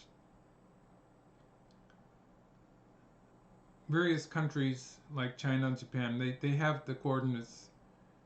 Like for instance, Japan often uses Japanese numbers, Japanese character numbers, or Chinese character numbers instead of the alphabet. And so they have different ways of showing them to start with. And so that's something that it's not all the same. It's not universal, the same system. And also the fact that we usually phrase it in using Go language, using shapes. So we talk about the shape of the move. Yes.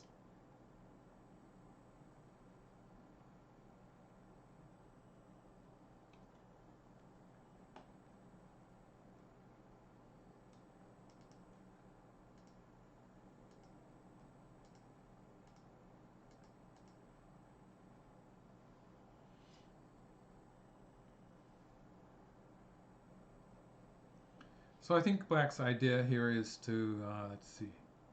Yeah. If black's going to push through here and push through, I think.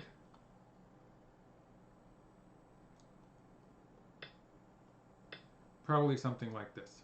So I'm not sure whether white's going to extend out on the third line like this.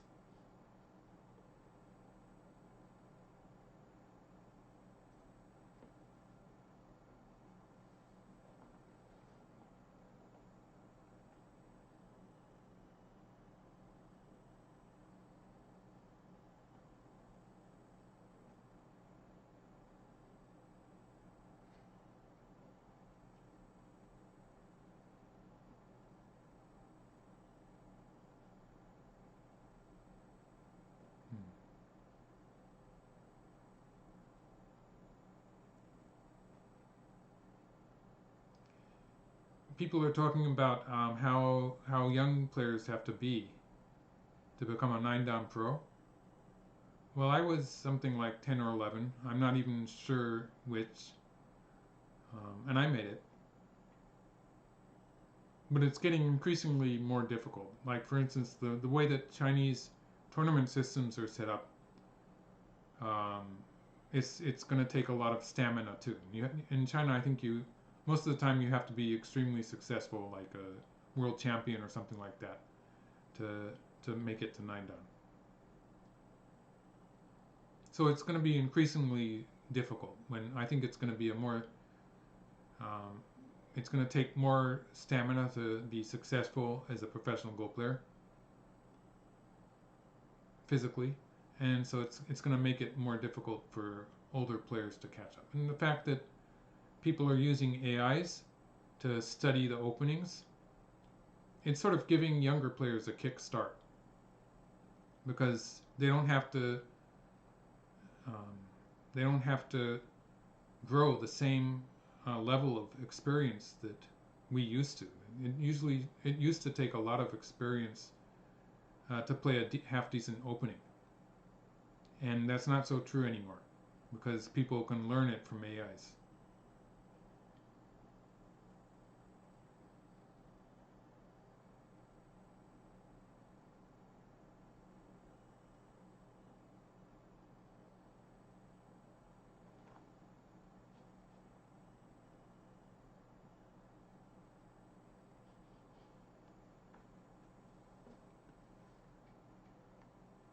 So I think White's choice in this position is to whether to continue on the lower side or, wow, what is this?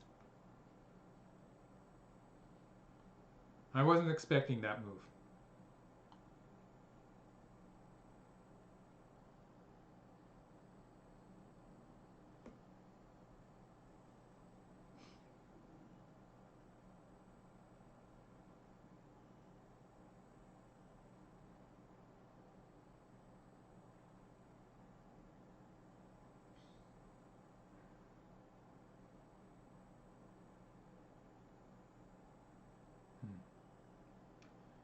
Wrong DB is asking, do you think it's possible for a pro to learn just from playing with AI?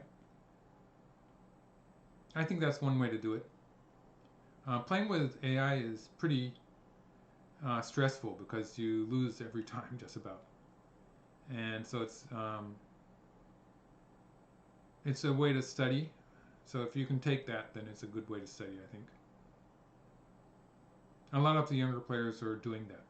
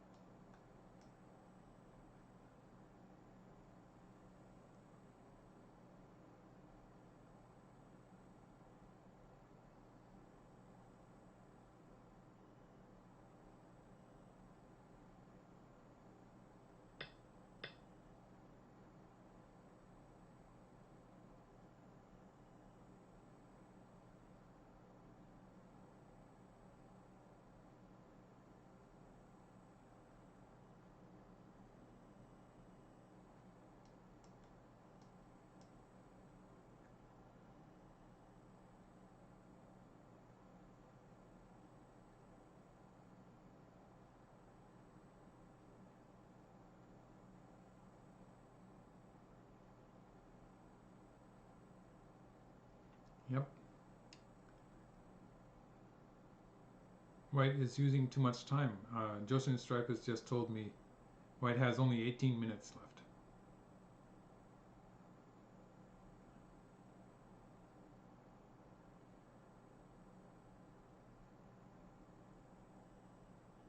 Means he's probably going to go into overtime.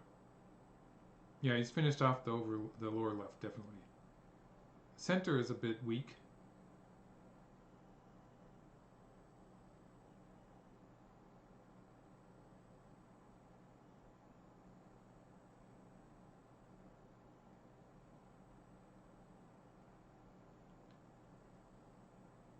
Weevil Knievel says he started playing a couple of months ago, and playing AI is discouraging.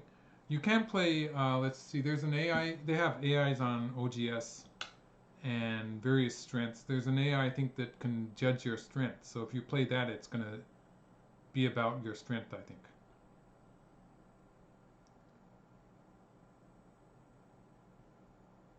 And it gives you a rating for yourself.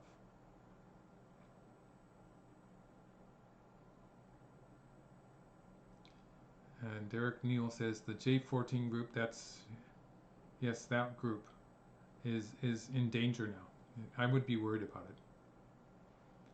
Yeah, Elo test. Thank you. Salon. I remember now. That is the program. And when I played it, I actually played it once myself.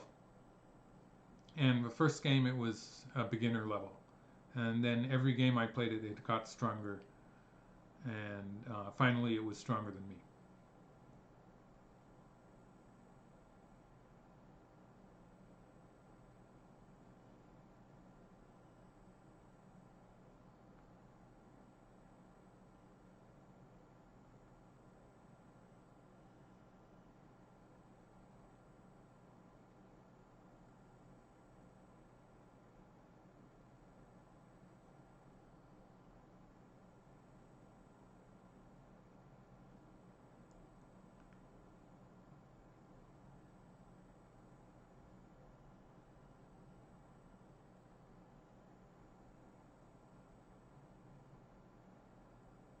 Ah, yes. I agree with Joshin Stripe that it's much more helpful to, he's saying, helpful to have a Don player giving you hints than it is to have an AI. People have reasons, they have stories about why a move works. And so that makes sense, and it makes it easier for you to understand what's to have, or well, at least think you understand what's going on. And the AIs have not developed to the point where they can tell you why, and that makes it a big problem to understand what's going on.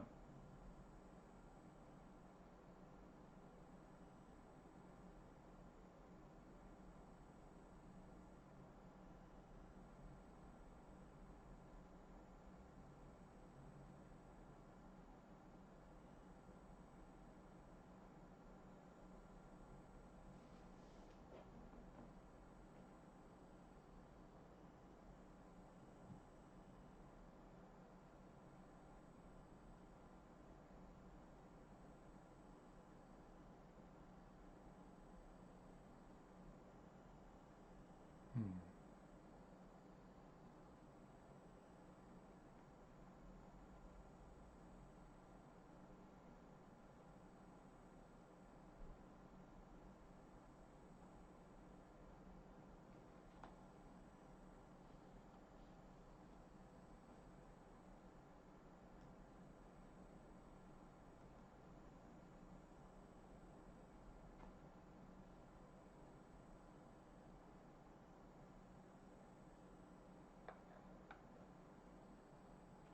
Rory Mitchell is saying, do I say that current AIs no longer have a type of playstyle?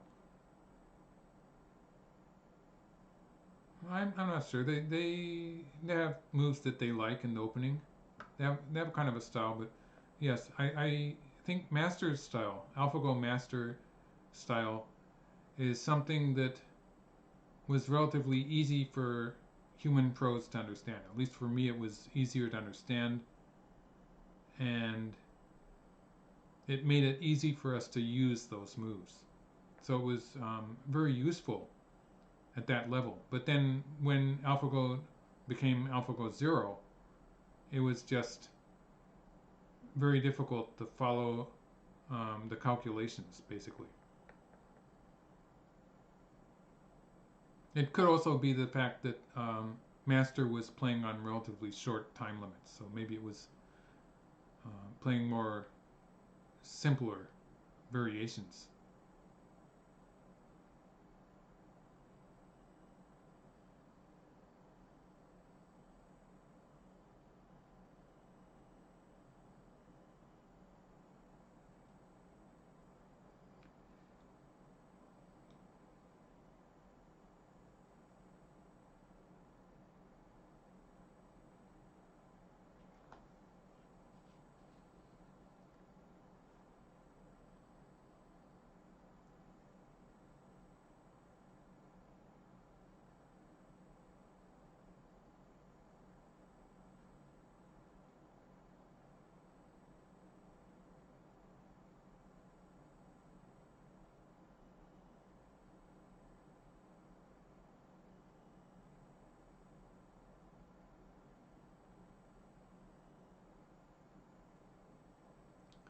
Sam is saying the percentages AI gives you are not or can be misleading, and it's true because and depending on what stage the game is, the AI can be giving percentages like 90% when it's only a half point difference. And for a human being, that's a very dangerous. It's not a 90% board position, even if you're winning by half a point. The smallest mistake will um, lose the game. Yangxi is asking if I have any online classes, and yes. Well, not yet, but I'll be getting there, working on it. I can't promise anything yet, but I'll be posting it on YouTube and Twitter when I'm ready.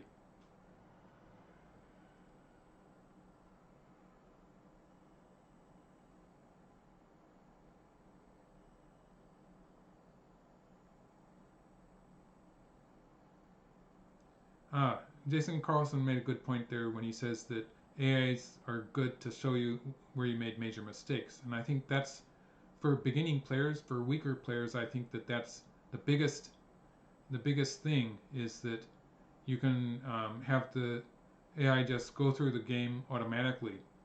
In most of the interfaces, there's a way you can do that, and yeah, super chat, yeah.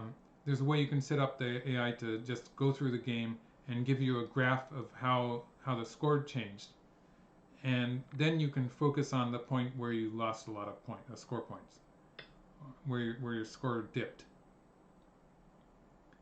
and that's what you want to. That's the point that you want to find what went wrong and change it next time. And so I think you can learn a lot by using AIs to diagnose your games. So feeding them SDF files of games that you've played. And you might find some patterns as to what your bad habits are, stuff like that.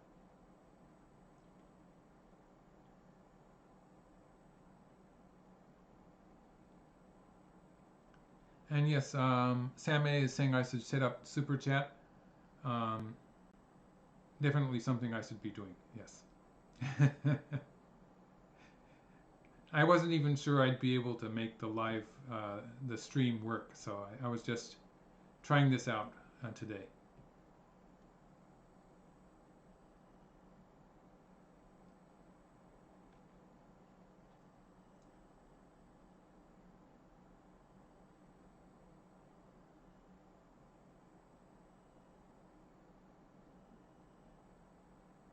I'd say White's in trouble, yes. Thumper is asking, is White in trouble? I would be very worried with White. White still can, yeah, White wants to save that stone. This is forcing. Locally, it's forcing.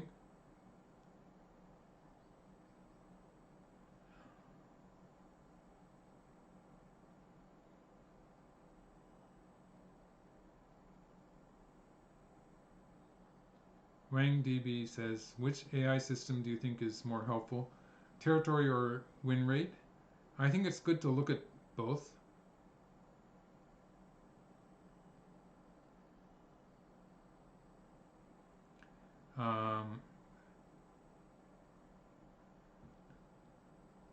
Maybe I learned. A. Ellen is asking. Exetsu, that's Stephen Hu, I think. Stephen Wu. He hosted some of the live streams I did with AGA.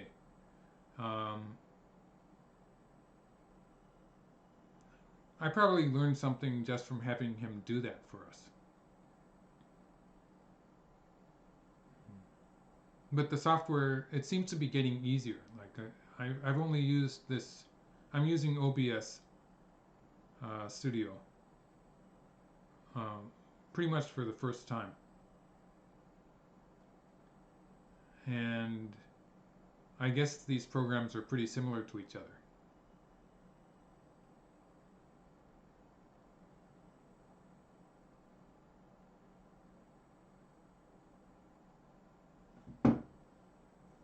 Thank you. Thanks for the support, Sammy.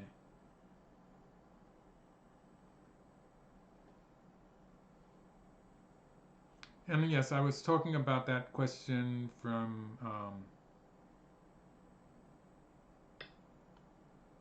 I lost it.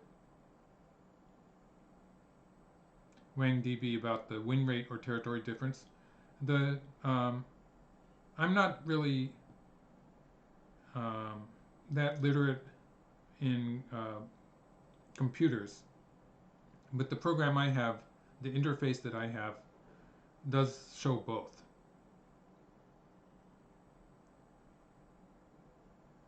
So I think looking at both is good, but um, I generally look at the score first, the win rate first, and then I look at the territory assessment next to see how much that actually is. And I think I gain from looking at both of them.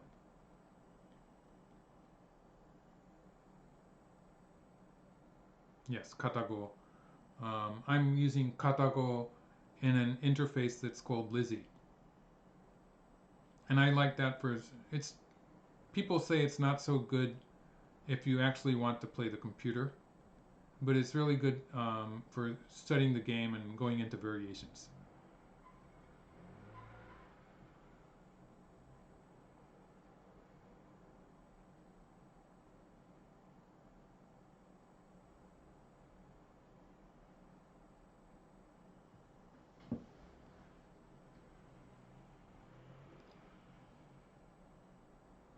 Lizzie, Go Baduk Weichi is saying Lizzie seems to only show the best move.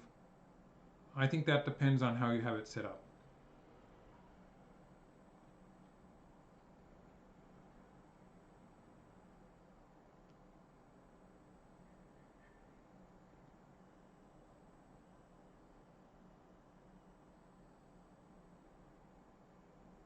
Thank you.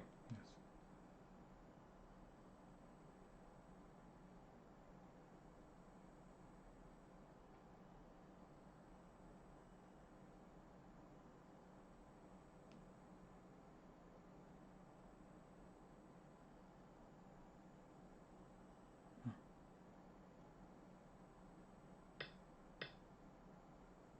Yes.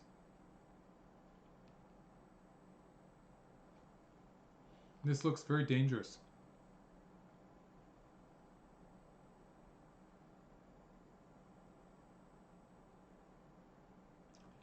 I heard about that with Gobaruk Weichi is saying the Galaxy is showing how many points you lost in a certain. And I think I've seen people doing that. It shows you not only where you went wrong, but how many points you lost. And you can sort of deduce that with the other systems too. But it's a nice thing that they have there.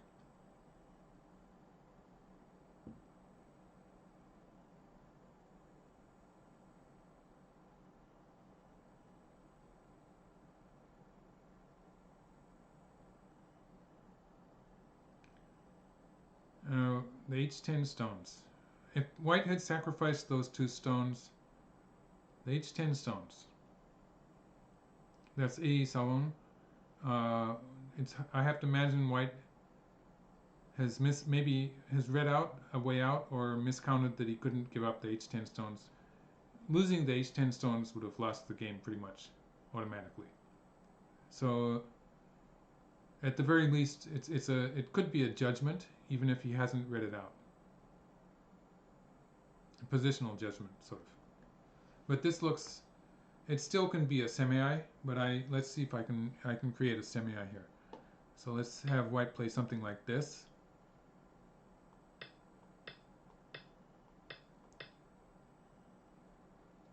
And something like this.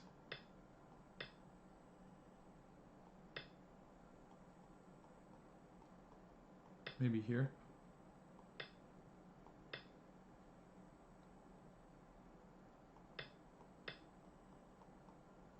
Maybe something like this. So it will be a semi, a race to capture.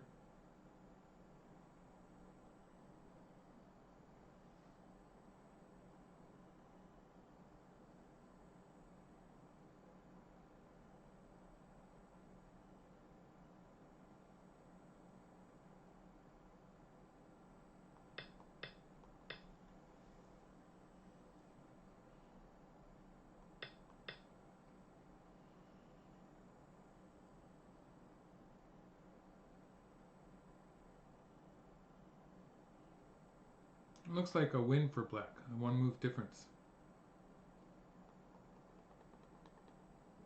Okay, so was this move dangerous?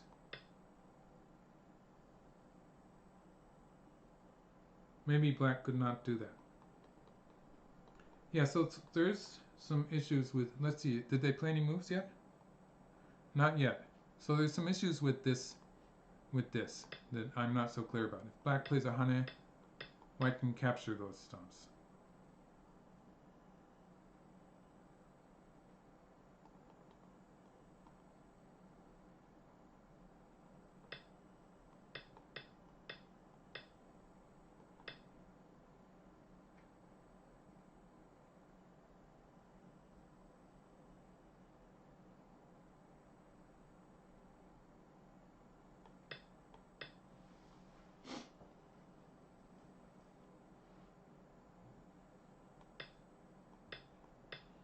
This looks like it could be okay for white.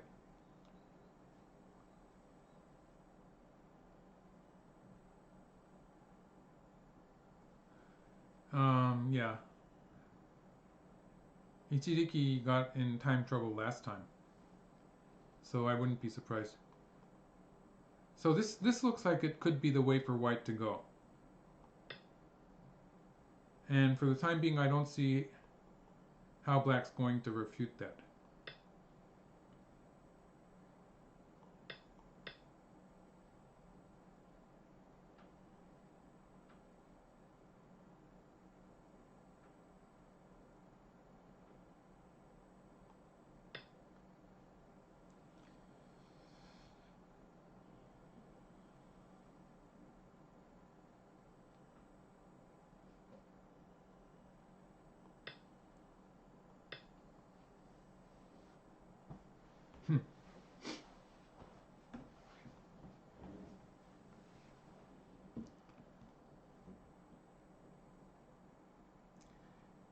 People are talking about time trouble. I think basically Japanese players are so used to the 30-second per move setup that they don't worry about. They tend to use up all their time.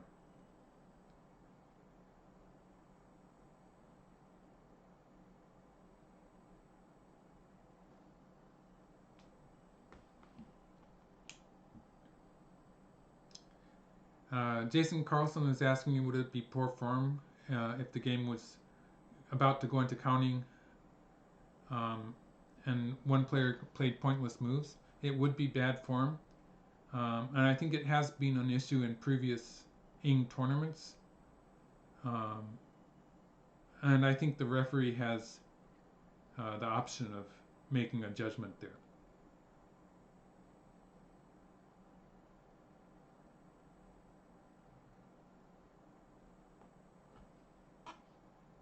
So how are we?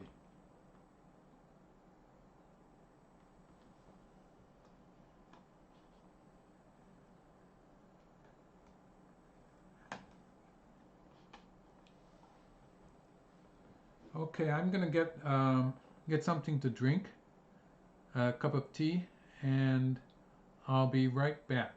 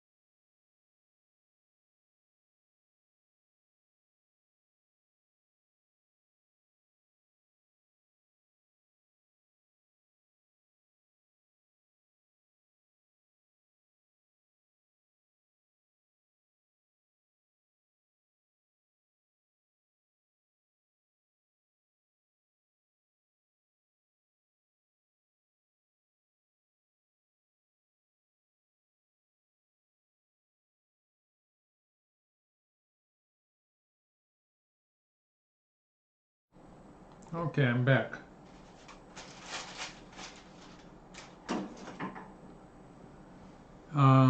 So it looks like it's heading towards a semi.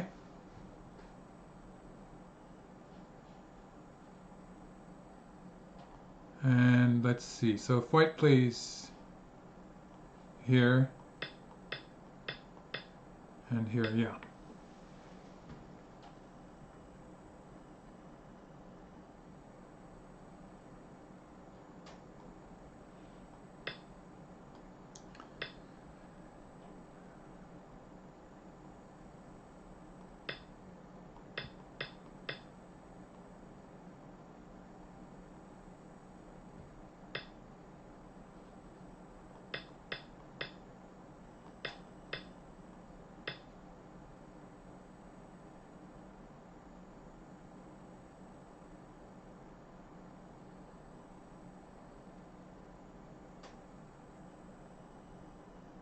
Black wins.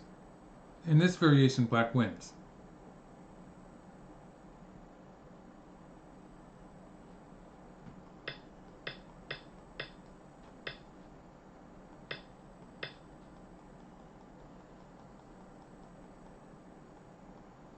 Yeah, so black wins. Even in this variation.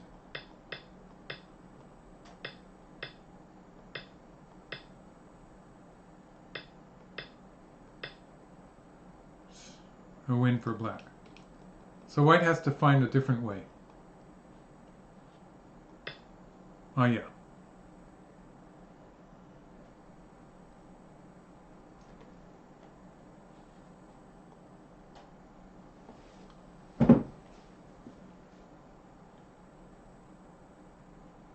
I thought the game was about to end.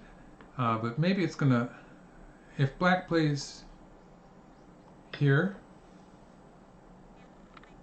maybe it's half of the group is gonna be saved.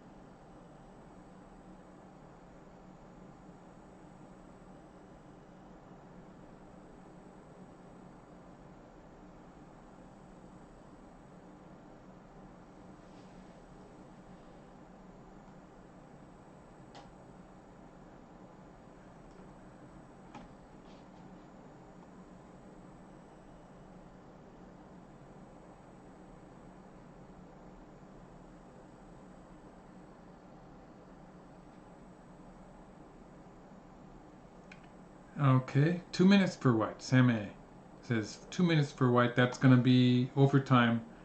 It's gonna be a big 2 point difference. I think that 2 point, if he pays a 2 point penalty.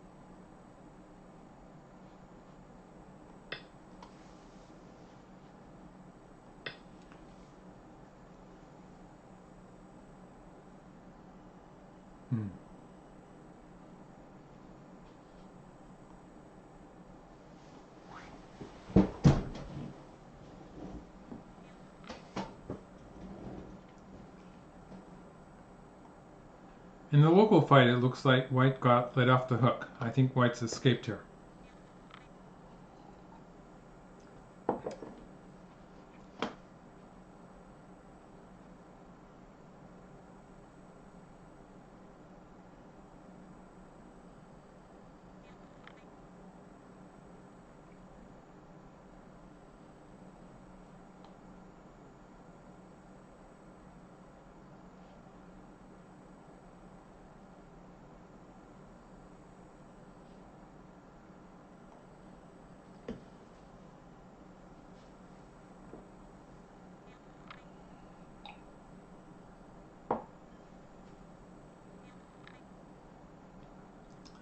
That's a good question. What happens if black plays f15? That was Sam A.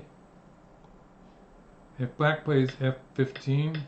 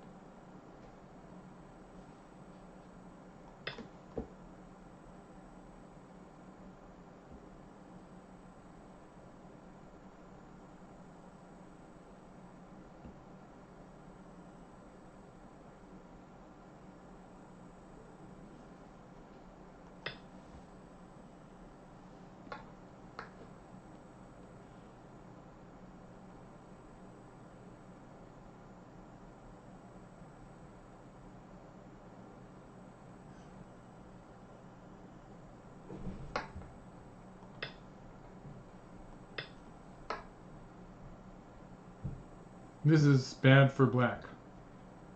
This is actually a collapse for black.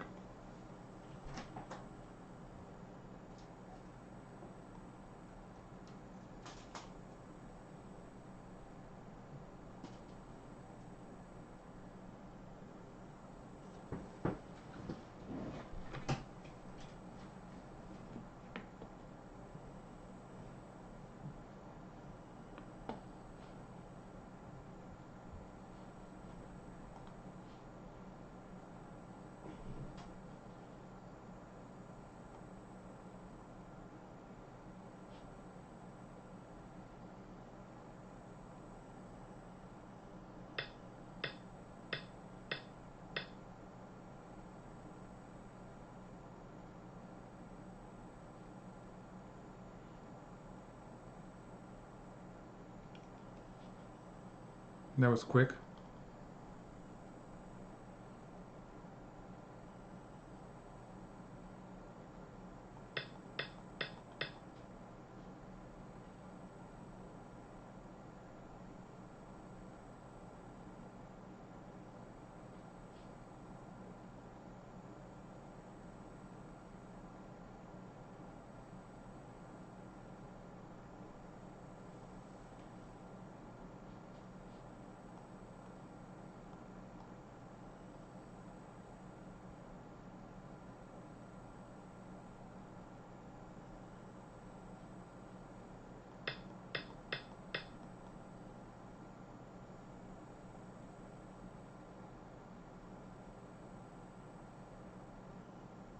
What's white gonna do?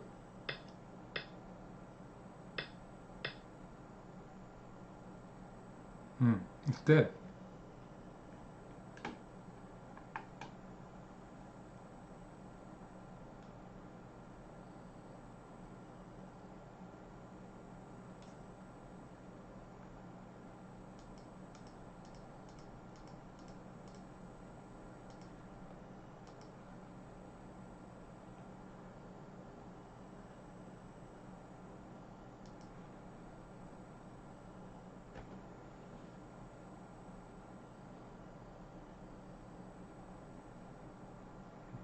Okay.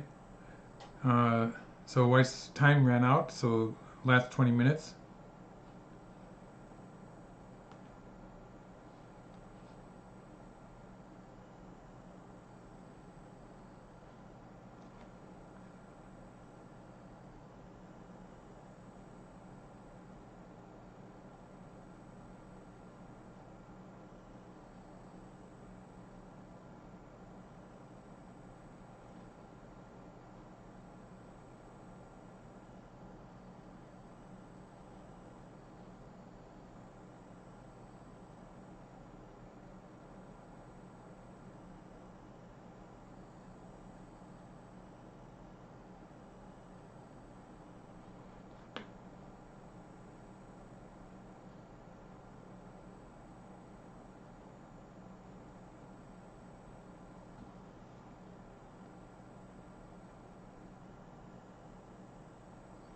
M16.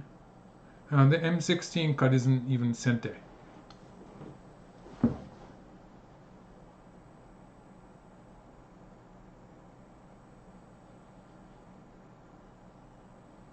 Yeah, I guess that was the trade. It really took me by surprise. White did get a lot on the bottom.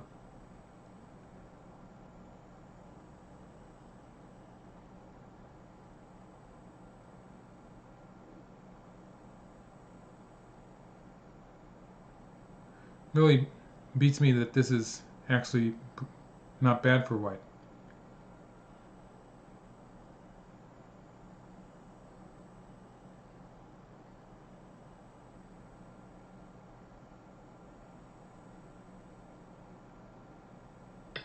Hmm.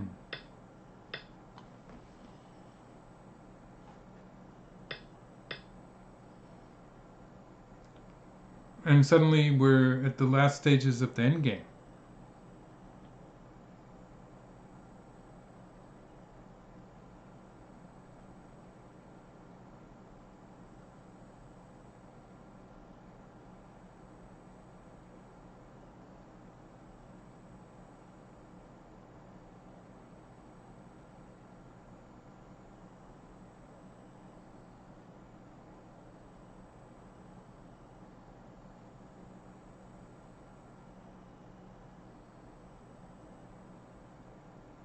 Hmm. And the territory actually looks good for white. But I have trouble understanding how that happened. It was a very weird sequence, which looked like it was a mistake for white.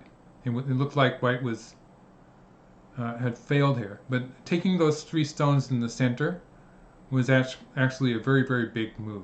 Taking these 3 stones here, this move, it got rid of the threat in the center here, so it's cleaned up a lot of problems that white was going to happen. Like, for instance, black had moves like this, which would have made use of... Black had moves like this that would have made use of white's shortage of liberties there. All sorts of stuff that would have happened in the center of the board was taken away by this move. So I guess that's sort of the best I can do as an explanation of how this seems to have worked for white. And so they've entered the endgame, and there isn't really very much left to do. So I think the rest of the game is probably going to be fairly quick. So like white's probably going to continue surrounding the center, and then there's a big endgame move, here, and probably on the right side, and then there's just about nothing left. So like in a casual game, even pros would finish this off in just 2 or 3 minutes. Yeah, white gained in the lower left and gained even a lot more in the center. White's gains in the center, capturing those 3 stones, were pretty huge. So strangely enough, this was not a complete disaster for white.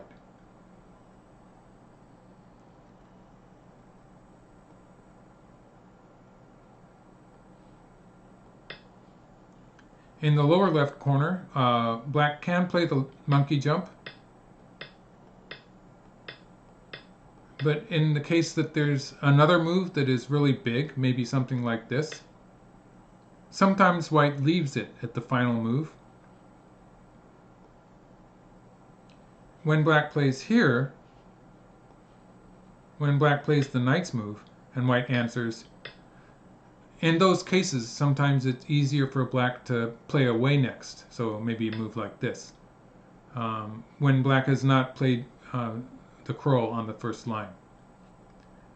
And white might try playing here, which is usually a bad idea, but in this case, actually, it's going to work. Yeah, so maybe black, what I'm talking about here is this variation. But when white has all those captured stones on the right, it turns out black's going to die here. Usually this would be good for black, but in this case it doesn't work. So I should change that to say that black will play the large knights move.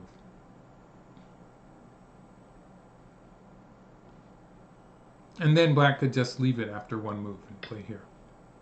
This is probably a very big move.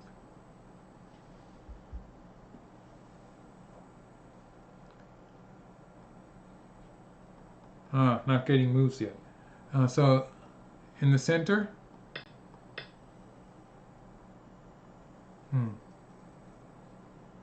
I think the game has gone this far. And the idea is that if white plays here, black can play here. And if white answers on the second line,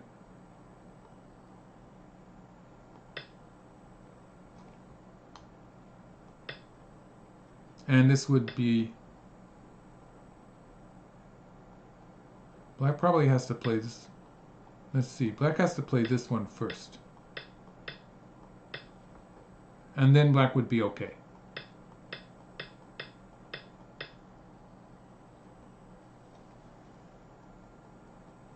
So there's an endgame sequence there.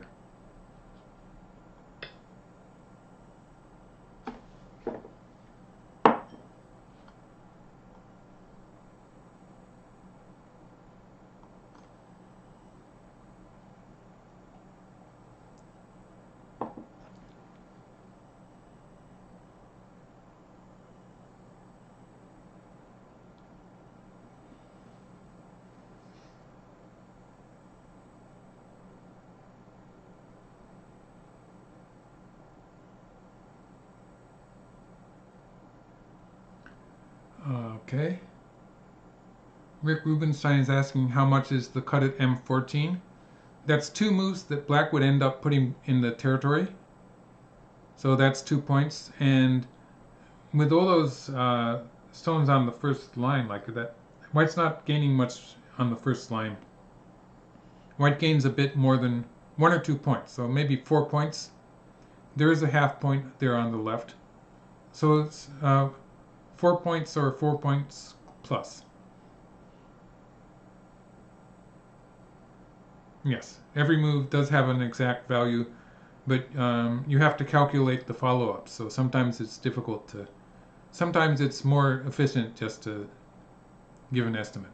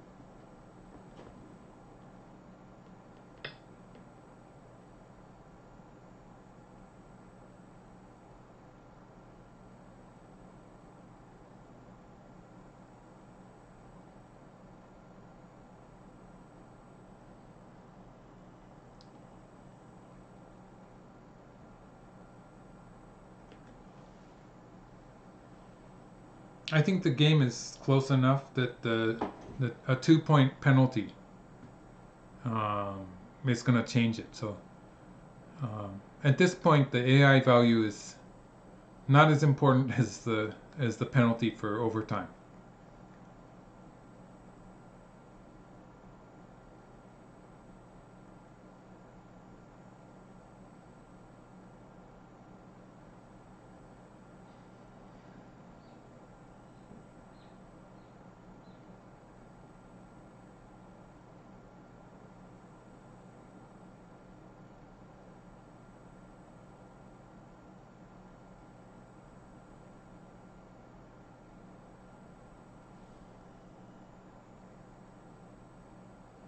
I don't see what white's trying to do. Oh, I sort of see it, but let's make a variation. So if black plays here, okay, if black plays here, white will play here, and this looks like it could be dead. So black doesn't want to do that. So if black plays here, the idea is that white might cut here, and in a variation like this, at some point white might be able to play this forcing move and either kill that group on the upper side or capture black stones in the center, which would be good for white. However, I think black's going to be okay if he plays this move first.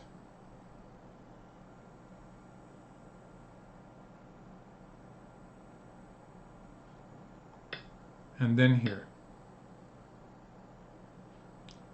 And in this variation, let's see, maybe white can still play here, because white does not have time to play this one. But if white plays here,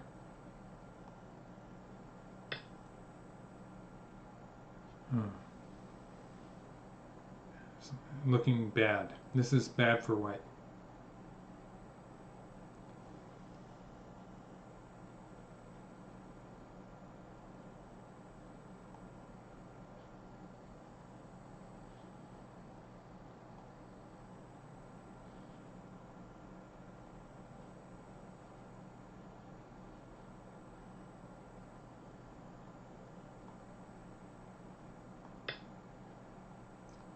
What? Black played here now?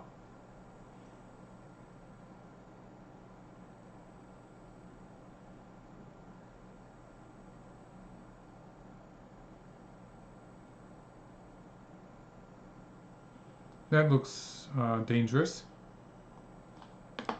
So the question is, what happens if white plays here now?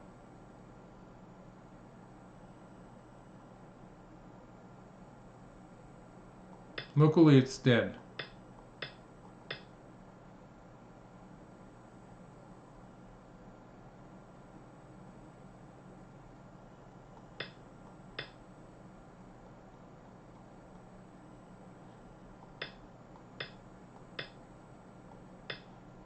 Locally, it's dead.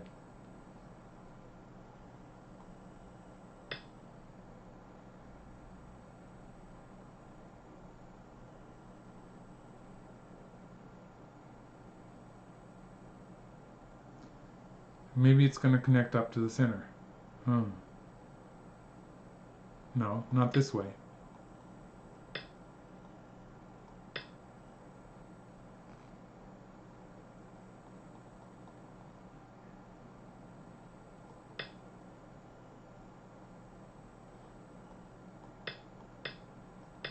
Maybe like this.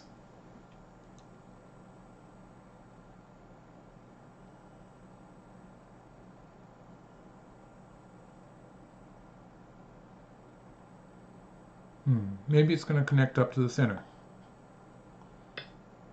Okay. So white answered that. What? White played here?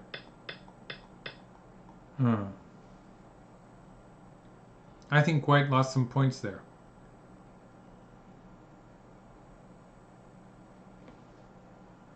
But he did play the right side.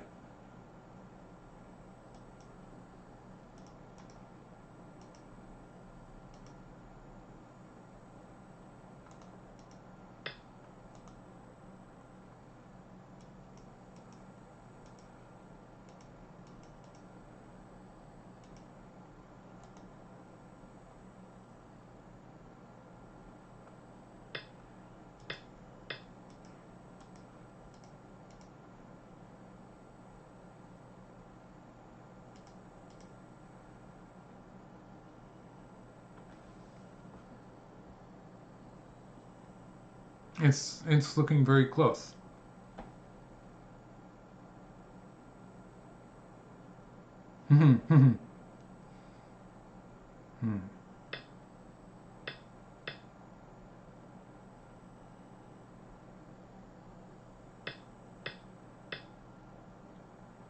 Now they're going to finish the game.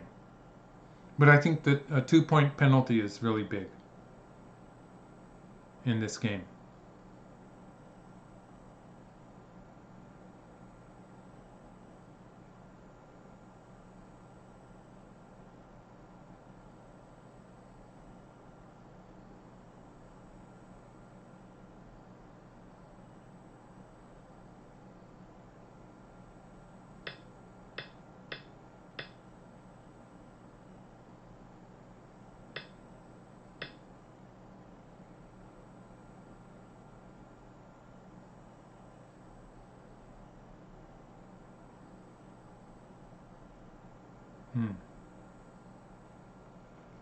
Yeah, I agree with Siphus. I think black's going to win.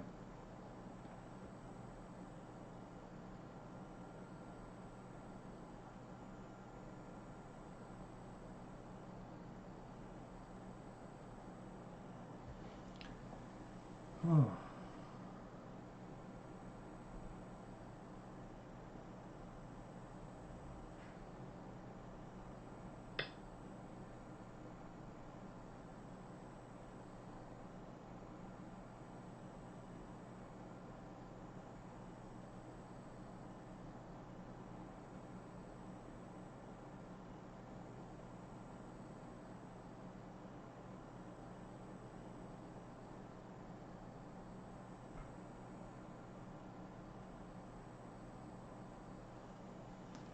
Okay, so now we're really at the last stages of the endgame.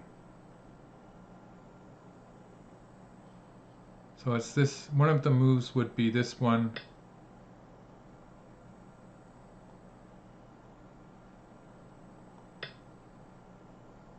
Connecting here is pretty, playing here, this is a big move, but it could involve a ko. Might start a ko here for the time being.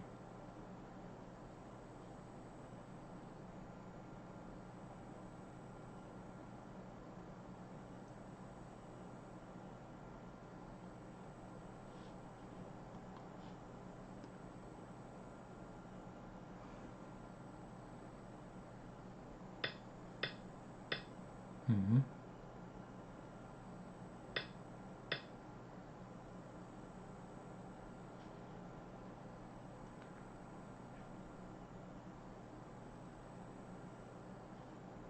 Siphus is asking, does the AI include the time penalty? I find that very unlikely.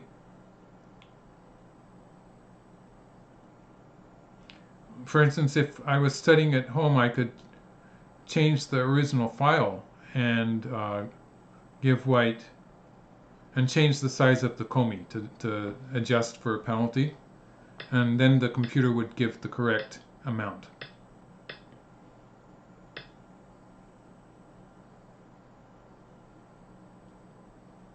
So yes, I agree. Yangtze is right to say that if black is receiving a 2-point penalty from white, that means that the actual win rate is higher.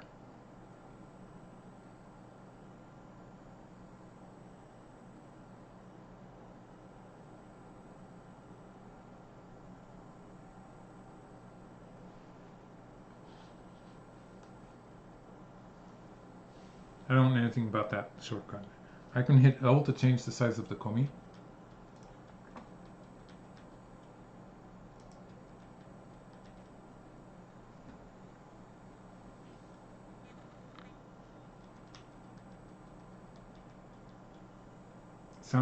Looks like it's right. Yeah. I didn't know about that.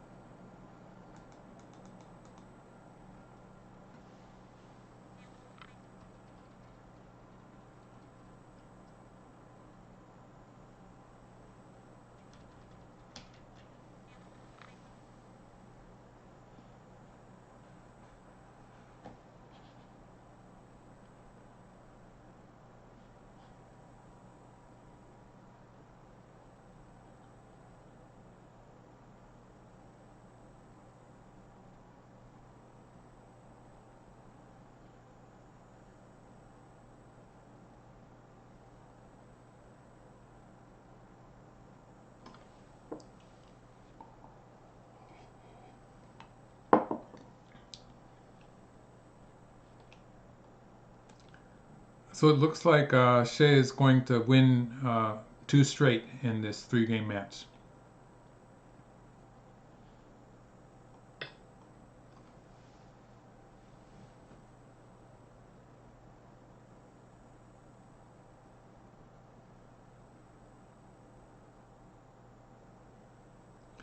Rick Rubenstein is asking that do Japanese pros go all the way to counting?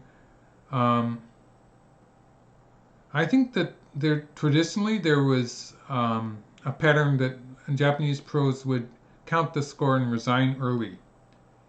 But if they played to this stage of the game, they would usually count it. So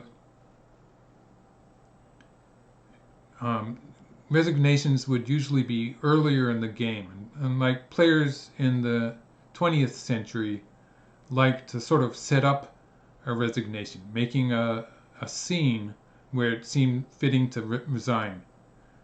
And then they would resign. A final attempt, you might say. Whereas with Chinese players especially, they seem to be more confident in their assessment in the games. So you see a lot of top Chinese players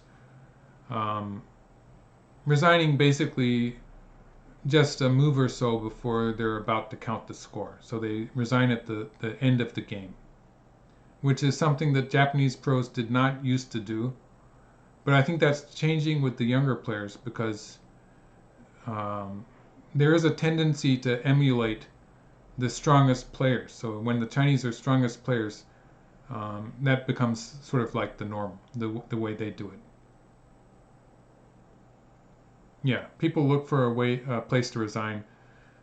In Japan, there was a period where that was the way it was done, and it was cool. It was considered elegant or good form to do it that way.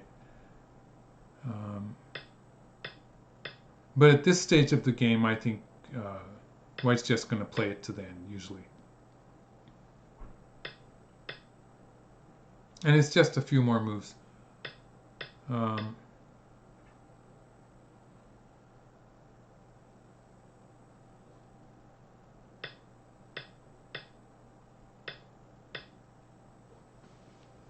mm-hmm. I'm not really sure whether Ichiriki is going to be paying another 2 points or not.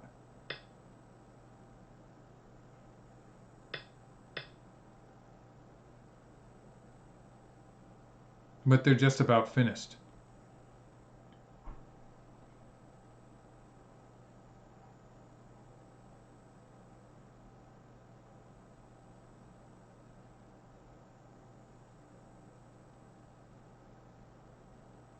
But I think whether he has to pay 2 more points or not is, at this point, it's not an issue anymore.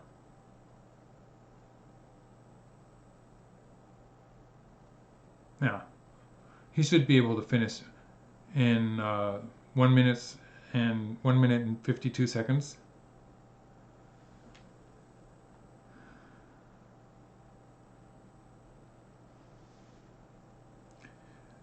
Sam is asking, will there be another stream with the other semifinal? I think that's the day after tomorrow, in which case I have referee duty, so I won't be around to do the simul anyway. But I seem to remember that Shinjinso won 2-0 also. He won today. I think he won the earlier game also. But I'm not 100% sure, but I think he won. Yeah.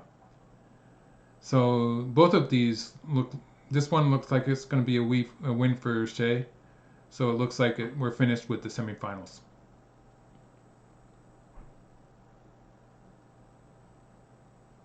And there seems to be some issues with doing domestic Japanese tournaments. So I might be doing some more international games.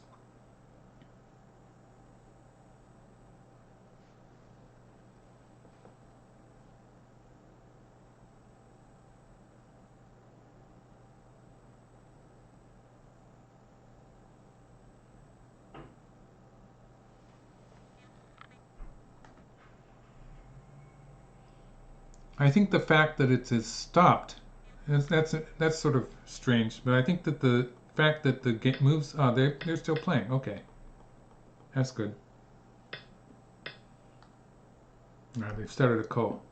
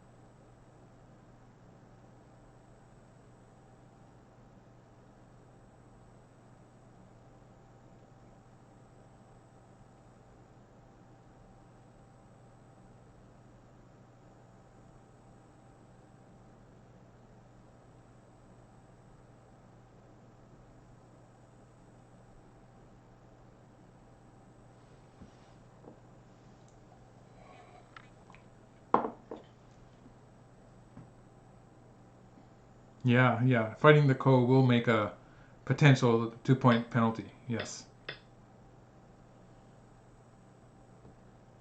But they're just about finished.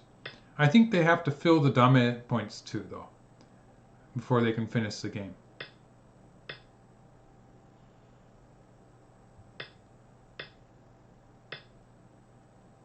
Ha ha ha. He doesn't want to fight the ko. Black seems to realize that he's winning.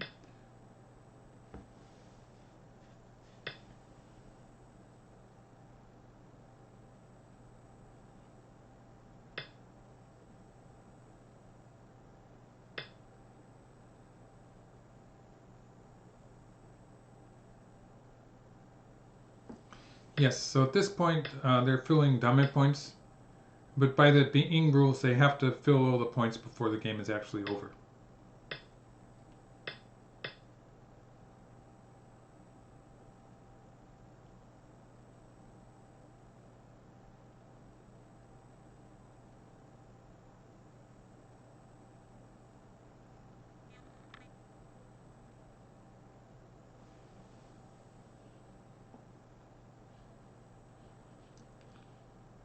Okay, let's just see what it says. It says Black is winning by 8 points. And that is before the 2-point penalty. So I'd say that without the penalty, it was probably going to be a half-point win for Black or something like that.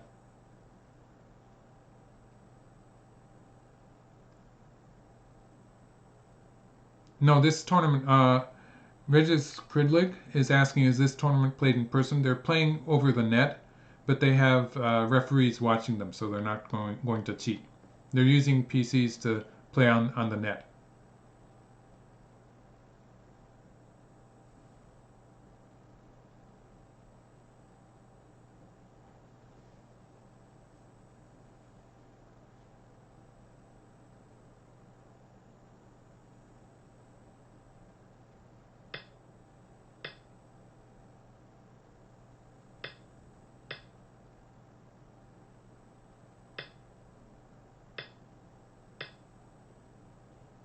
Okay, they finished filling the dame points.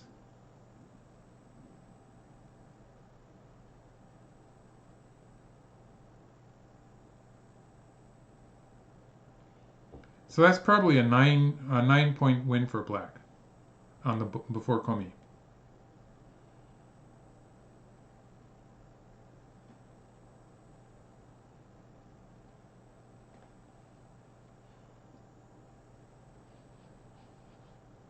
I'll just wait for the result to come out.